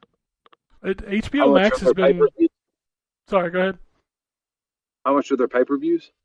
$50 in America, $20 if you're outside of America. Gotcha. So HBO Max is making a lot of. They only do 4 pay-per-views a year. Okay. So it's not like WWE where there's a pay-per-view every month. WWE used to have 4 pay-per-views per year. They did. Yeah, that's back when I watched it. There was 4 big pillars. WrestleMania, Survivor Series, Royal Rumble, and SummerSlam. SummerSlam, yep. Yep, those were the 4 that I would watch every year. I think it would be wise if HBO Max picked it up, because HBO Max has been making moves to get a lot of really good content on there. So if they could bring in another market, I think that would be very smart for them. Well, and especially because nothing drives streaming viewership like live content. Mm-hmm. So. Yeah, I agree. I always love looking at Twitter.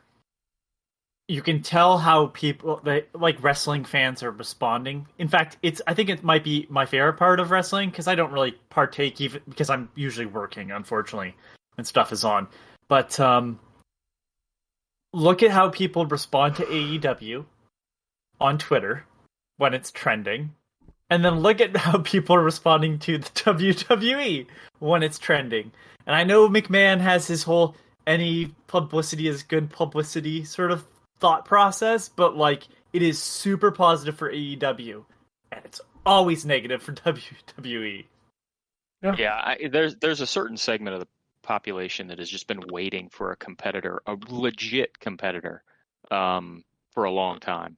And so there's a lot of, and quite honestly, AEW doesn't insult their fan base the way the WWE does, which I think makes a huge difference. WWE's been by themselves in the industry for 20 years, And so they've basically taken the approach that, listen, you'll watch what we tell you to watch, and you'll enjoy what we tell you to enjoy. And if you boo John Cena because you don't like him, we're just going to keep pushing him, and we'll just say on commentary, "Oh, this city's crazy. Listen to him. It's backwards out there." And it's novel again. For the competition is good for the industry. That's just the way I'll put it. It's good for every industry. Agreed. I haven't talked about Madden football since it came out because it kind of sucks. I heard it was bad. It is bad, and it's like, well, what do? You want to play some football or not? If you want to play, if you want to play an NFL game this year, that's what you got, and it sucks. So, anyway, this wasn't in the Orkara email without one little final piece. It is. He wants to do a round table. I want you guys to tell us. Oh, somebody left. Drew, you son of a bitch. He's He went to go subscribe to TNT. He went to go lock up that pay-per-view in another country because he didn't want to pay $50. He wanted to pay $20. That's right. I want you guys to tell us what is the best feeling in the world that never fails. And, of course, he's going to give you his, and I'm sure you can guess what it is. For me... Oh, God damn it. It's undoing a girl's bra. You know that when you undo them, you're getting the titty. Moment. I'm glad I guessed Lord. titties. But you undo them from the back, titty in your mouth. Best feeling. What do you guys think is the best feeling when they're... And it never fails. What's your best feeling? Ass. You don't have a best feeling? What? Oh, welcome back, Drew. God damn it, you gotta read that last part again, Ken. You're gonna make me read that again? Man, I feel awkward reading that. Yep, well, that's the reason why I told you to read it again. I can read it, but I've got an email in front of me. I got a phone call and I had to drop off the call for a second. I'm not going to read it again. I'm just going to put it in the chat. Drew, you can read it. Anthony, tell me what's your best feeling. I'm not reading it again. Oh, that. I enjoy the fact that you're like, I'm not doing that.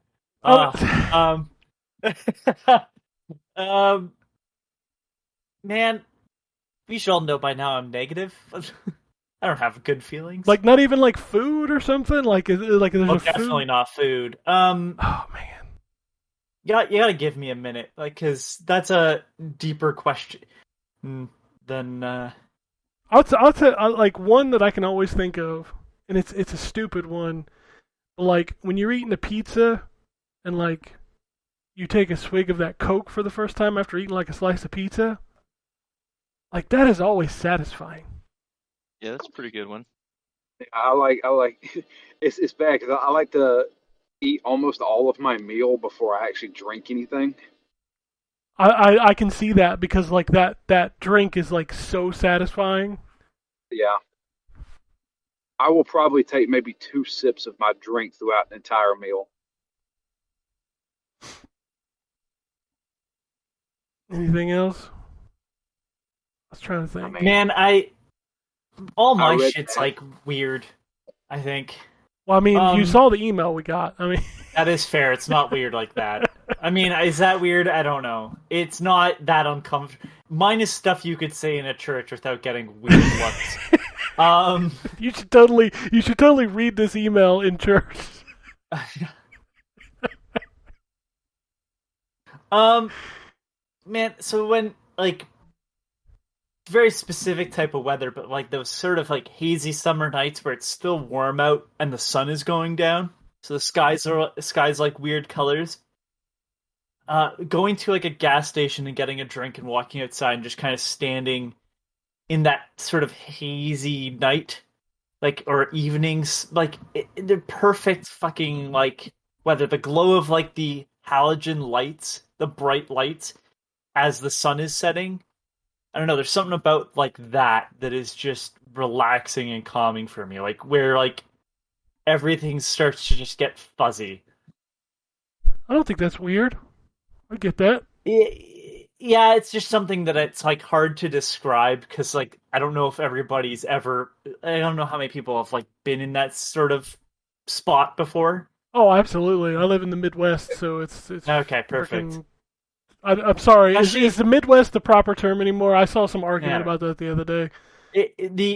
especially if you're not like Rust in. Belt, I think technically we Yeah. are. Okay. Okay. It's better if you're like at the edge of town too, like where you're starting to get into like a little bit more of like flatlands and stuff. It's got a little bit of nature and a little bit of the city. Yeah. Um, I got one, Wombat, and us being local around here, I know you'll get this one. You walked Kings Island all day, and you hit the missed spots. Yeah, that's a really good one. Yeah, like I could like dream about like hitting or getting the La Rosa's pizza after you've like walked all day long. Yeah, I don't know. yeah, for sure. There's just In a something similar about that. in a similar vein, I'll say cold bottle of water after mowing grass, Yeah, yeah. or just going to sleep. Yeah, going to bed after a going to bed after you do your yard work that day is Yeah, awesome. that's a good one. The problem is I never sleep well, so that escapes me. Oh, and yeah. um, sorry, I've thought about My- the night terror. Why, Yeah. Connie? We have to leave. Why? Ants. There's ants. Always the ants. Yeah, mine used to be first coffee in the morning, but I had to stop drinking coffee, so can't Yeah. use that one anymore. Taking my boots off after I get off work. Yeah, shoes and socks are a big one. And Drew, you I have can to you wear- can monetize that now. I know. I'll be home in 5 minutes, guys. Get your money ready. Get your money ready. Get your stream warmed up. We coming. That's right. I have this this like I'm gonna say GIF, but I know some people are gonna be like, it's pronounced GIF, and I'm gonna say I don't care. Of like light like cars driving kind of past this like cityscape, and it's actual photography, but it's a perfect loop. So obviously some editing has been done, and I don't know about like, something just about like watching it is perfect. Like I don't know, something feels right about it, and it's like one of those places I wish I knew where it was so I could see it. It's nothing special. You see the power lines in it and stuff, but every time I look at it, it's just like perfect. Man, there is so much stress and crap in the world that the fact that you can have simple things calm you down or relax you ain't nothing weird about any of them. I got Agreed. one last one. It's a song, but it's just I think part of it I like the like those moments of like haziness in life where like things aren't so distinct, I guess. It's a song by Ulrich Schnaus called Say what? Stars. Yeah, exactly. I don't know how to pronounce his last name. Schnaus. Ulrich Schnaus, I guess. Zoom tight. It sounds like it would be a villain in Two Um, Worlds. but he's an electronic musician. He was in the final lineup of Tangerine Dream, so it kind of gives you an idea of the type of music he did on his own. He's considered shoegaze, again, that blurriness that I seem to like. But he wrote like 3 albums that were part of like a trilogy. He has way more than that, but on the last album of the trilogy called Goodbye, there's a song called Stars, and it's every time I like that song just takes me places. It's amazing.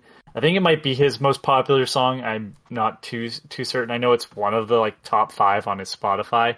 But I love that album. I own it twice physically. Like it's just this perfect song though, and I think it's kind of a great audio version of what I'm trying to describe when I talk about these things that always feel satisfying to me. I love that song.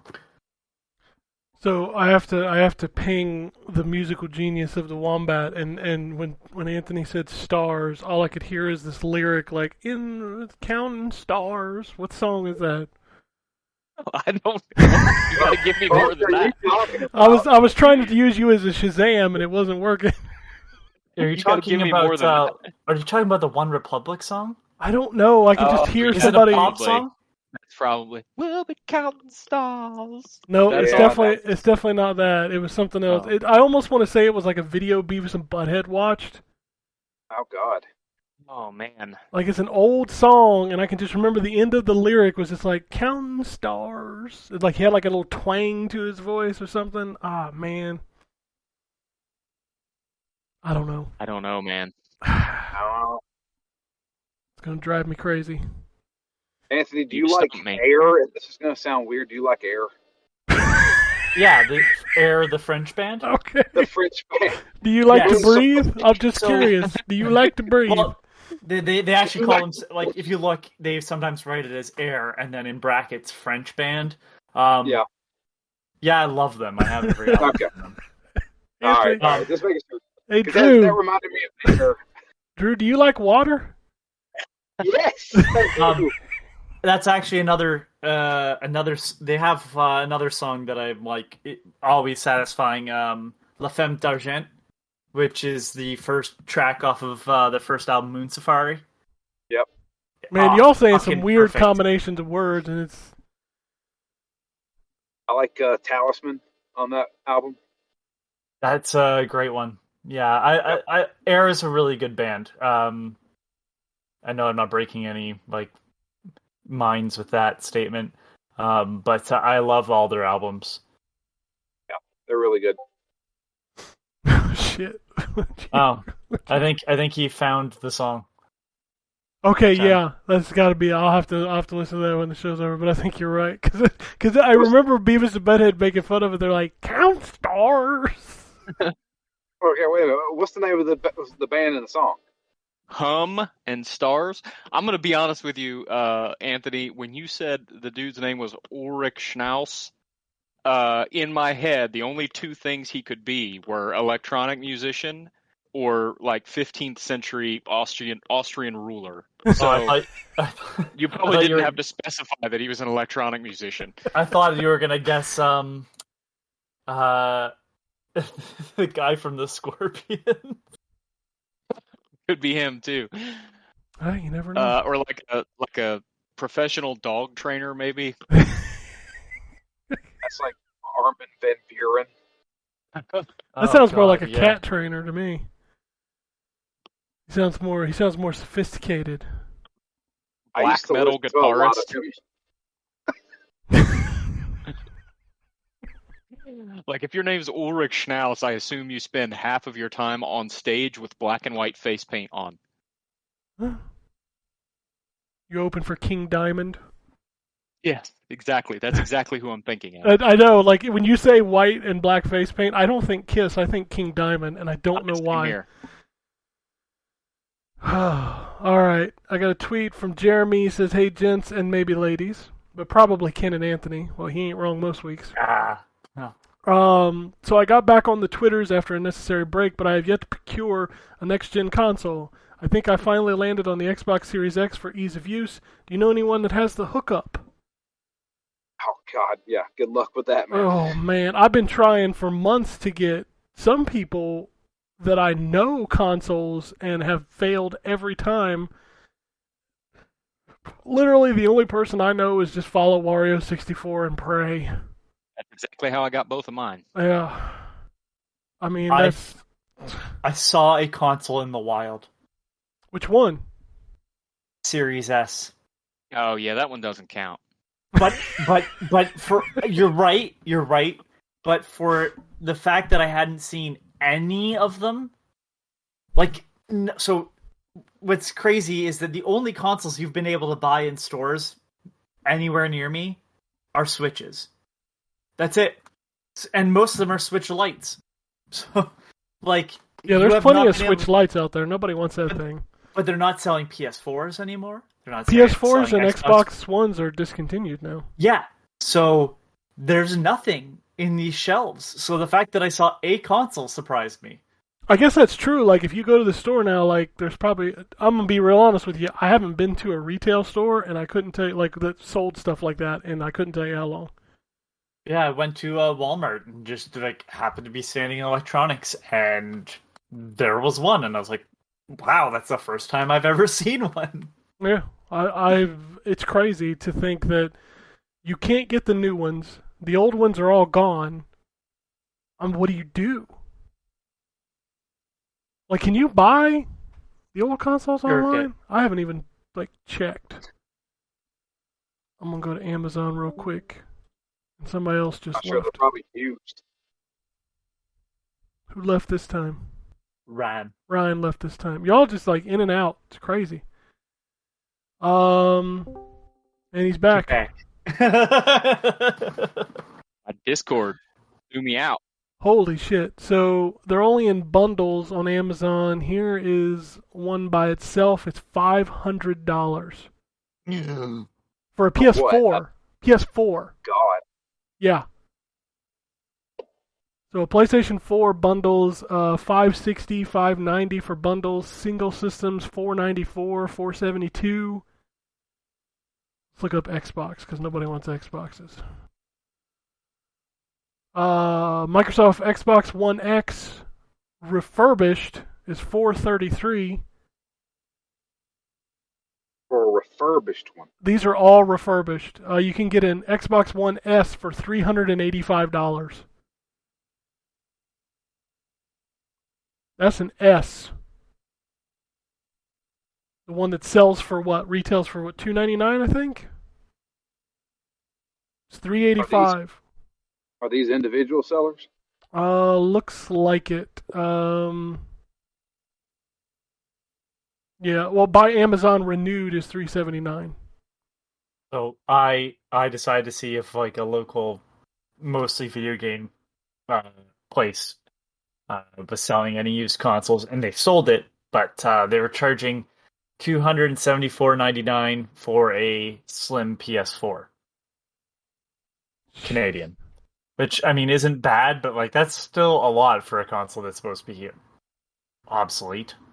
Yeah, like, why would you pay $400 for an Xbox One S if you could buy a Series S for $299? Yeah. Well, you can't buy either, so... But I mean, you're more likely to find a Series S than anything else. Mhm. This is crazy.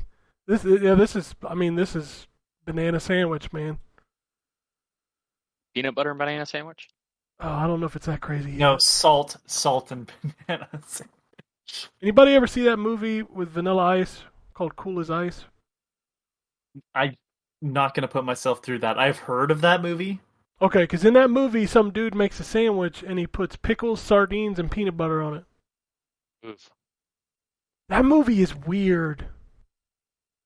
Is it supposed to be a comedy? It's a drama, I want to say. Okay. Vanilla Ice is in it, so it's a comedy, but not intentionally. Uh, I mean, there's definitely some lines in it that I've never forgotten since I've seen it. And I think you can stream it free on, like, YouTube or something, and, like, if you've never watched a train wreck, this would be something to watch. It's a weird movie. is it supposed to be like a documentary? No, it's an actual movie. He plays a character. I mean, he does rap in it, and he's got, like, original songs in it, but, like, it's not like a documentary. It's an actual movie that he starred in. Okay. I mean, I don't know how to describe it other than I think you should just see it because, wow. I'll tell you one thing, and I'll bring this up. This is a pretty good story.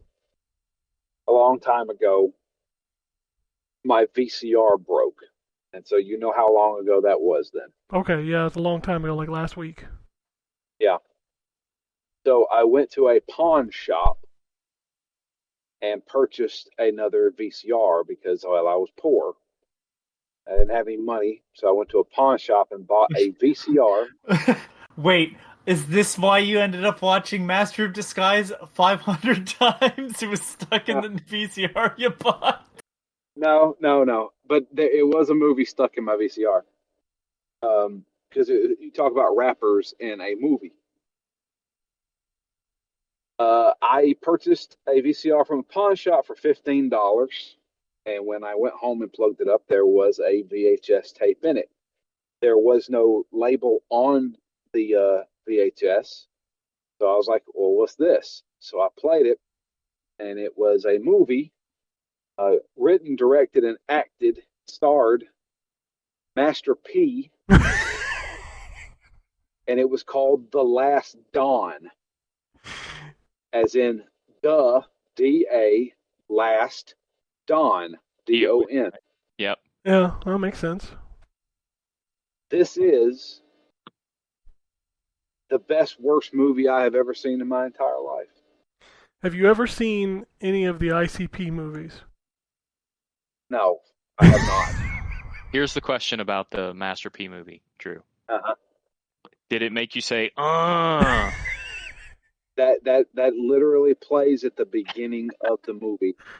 Apparently, at one point, he had a production company, and it was Certified Grade A, I think was the name of it. And it literally shows a cow being branded with Master P's name, and it plays the na on it. And I was like, what is this? I started playing it. He's playing, it's like a combination of The Godfather mixed with Scarface. I mean, that makes sense. And I'm just like, what is this? And I watched the entire thing, and I still own it. I don't have a VCR anymore. Direct to video. Crime film, written, directed, produced, and starring Master P on No Limit Films. And it was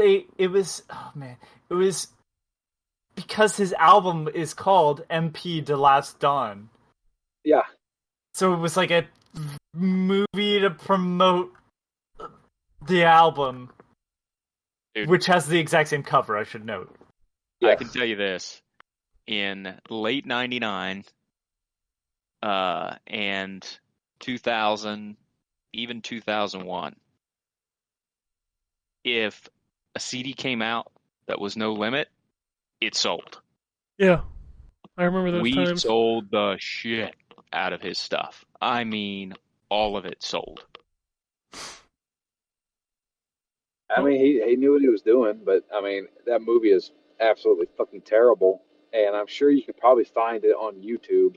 And I highly suggest everybody listening to this to go watch The Last Dawn by Master P. I had to look it up since we went down this rabbit hole, but I did look up the ICP movies, and I just remembered that there was one called Big Money Hustlers. Big Money That's Hustlers. the Wild West one. No. The Wild West one is called Big Money Rustlers. That's right. Speaking of folks who made their way to WCW, like Hulk Hogan, the ICP and Master P, all were in WCW at different points. ICP did backyard wrestling for a while. Also, isn't Violent J, wasn't he just diagnosed with like cancer, like he's dying or something? Oh, could be. Yeah. He oh god, he has heart failure. Yeah, that's what it was. Yeah, I saw that trending the other day on Twitter. I was like, oh shit, like, say what you want about him, but man, it's always sad to hear. I mean, what are you gonna say about them, really? Like, everybody knows them for the one meme and that their fans are white trash or whatever, but like... Fago. And Fago. But they're not doing anything wrong. In fact, arguably... They know what they're doing. Well, that too. Yeah. But like, they're great, they're somehow amazing businessmen.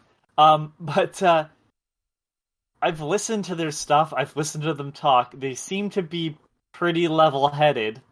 They're not telling their fans to be shitheads. You know what I mean? In this world, if you have an issue with ICP, there's a weird thing. it's not juggalos that are going out and being racists. No, They pretty much. Well, no, like legitimately though, I've listened to these guys talk, and all they do is promote like being good to people. Yeah, it's weird. Like you remember the bait and switch? Yeah, they claim to be Christian rappers. Yeah, like they did the Six Jokers card, and then the Six Jokers card came out, and they did like a Christian album. It was the weirdest damn thing I've ever seen in my life. I mean, magnets, how do they work? I don't know.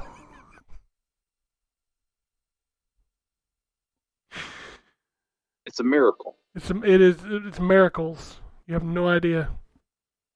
Also, the fact that Violent J's daughter like wanted a furry costume. I remember that. Yeah. He put out a video calling out this one company for making a shitty furry costume with his daughter, who's in a full fursuit. And then he got a fursuit too! It's like, how can you hate these guys? They're the fucking best. Just such a random, they don't give a shit. They clearly do not. Called out a fursuit company. Whew. All right. I think that's all I got for this week. The I can't say the year of our Lord because this is episode 666. You don't even know.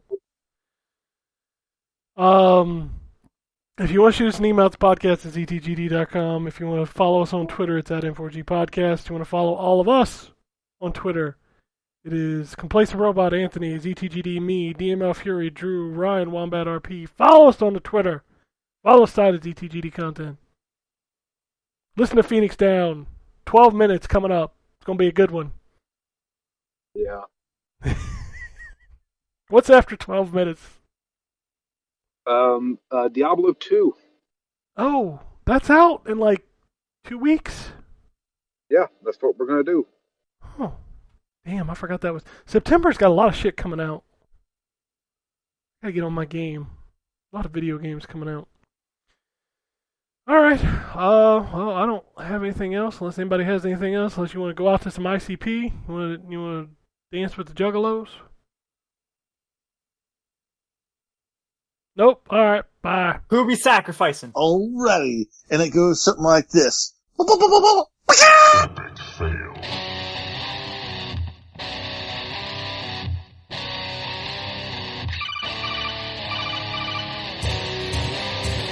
Welcome to the N4G podcast.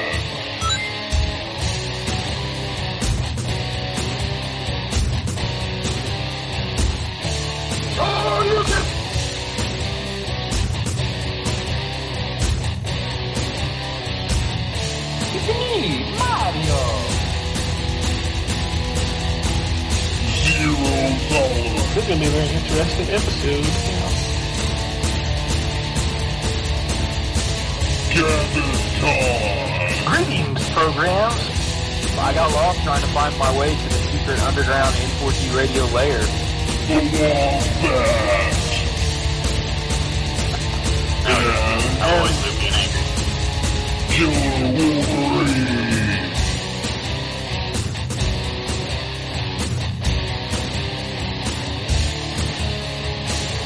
Play games, not consoles. No fanboys allowed. And then I killed the dragon. Killed the dragon.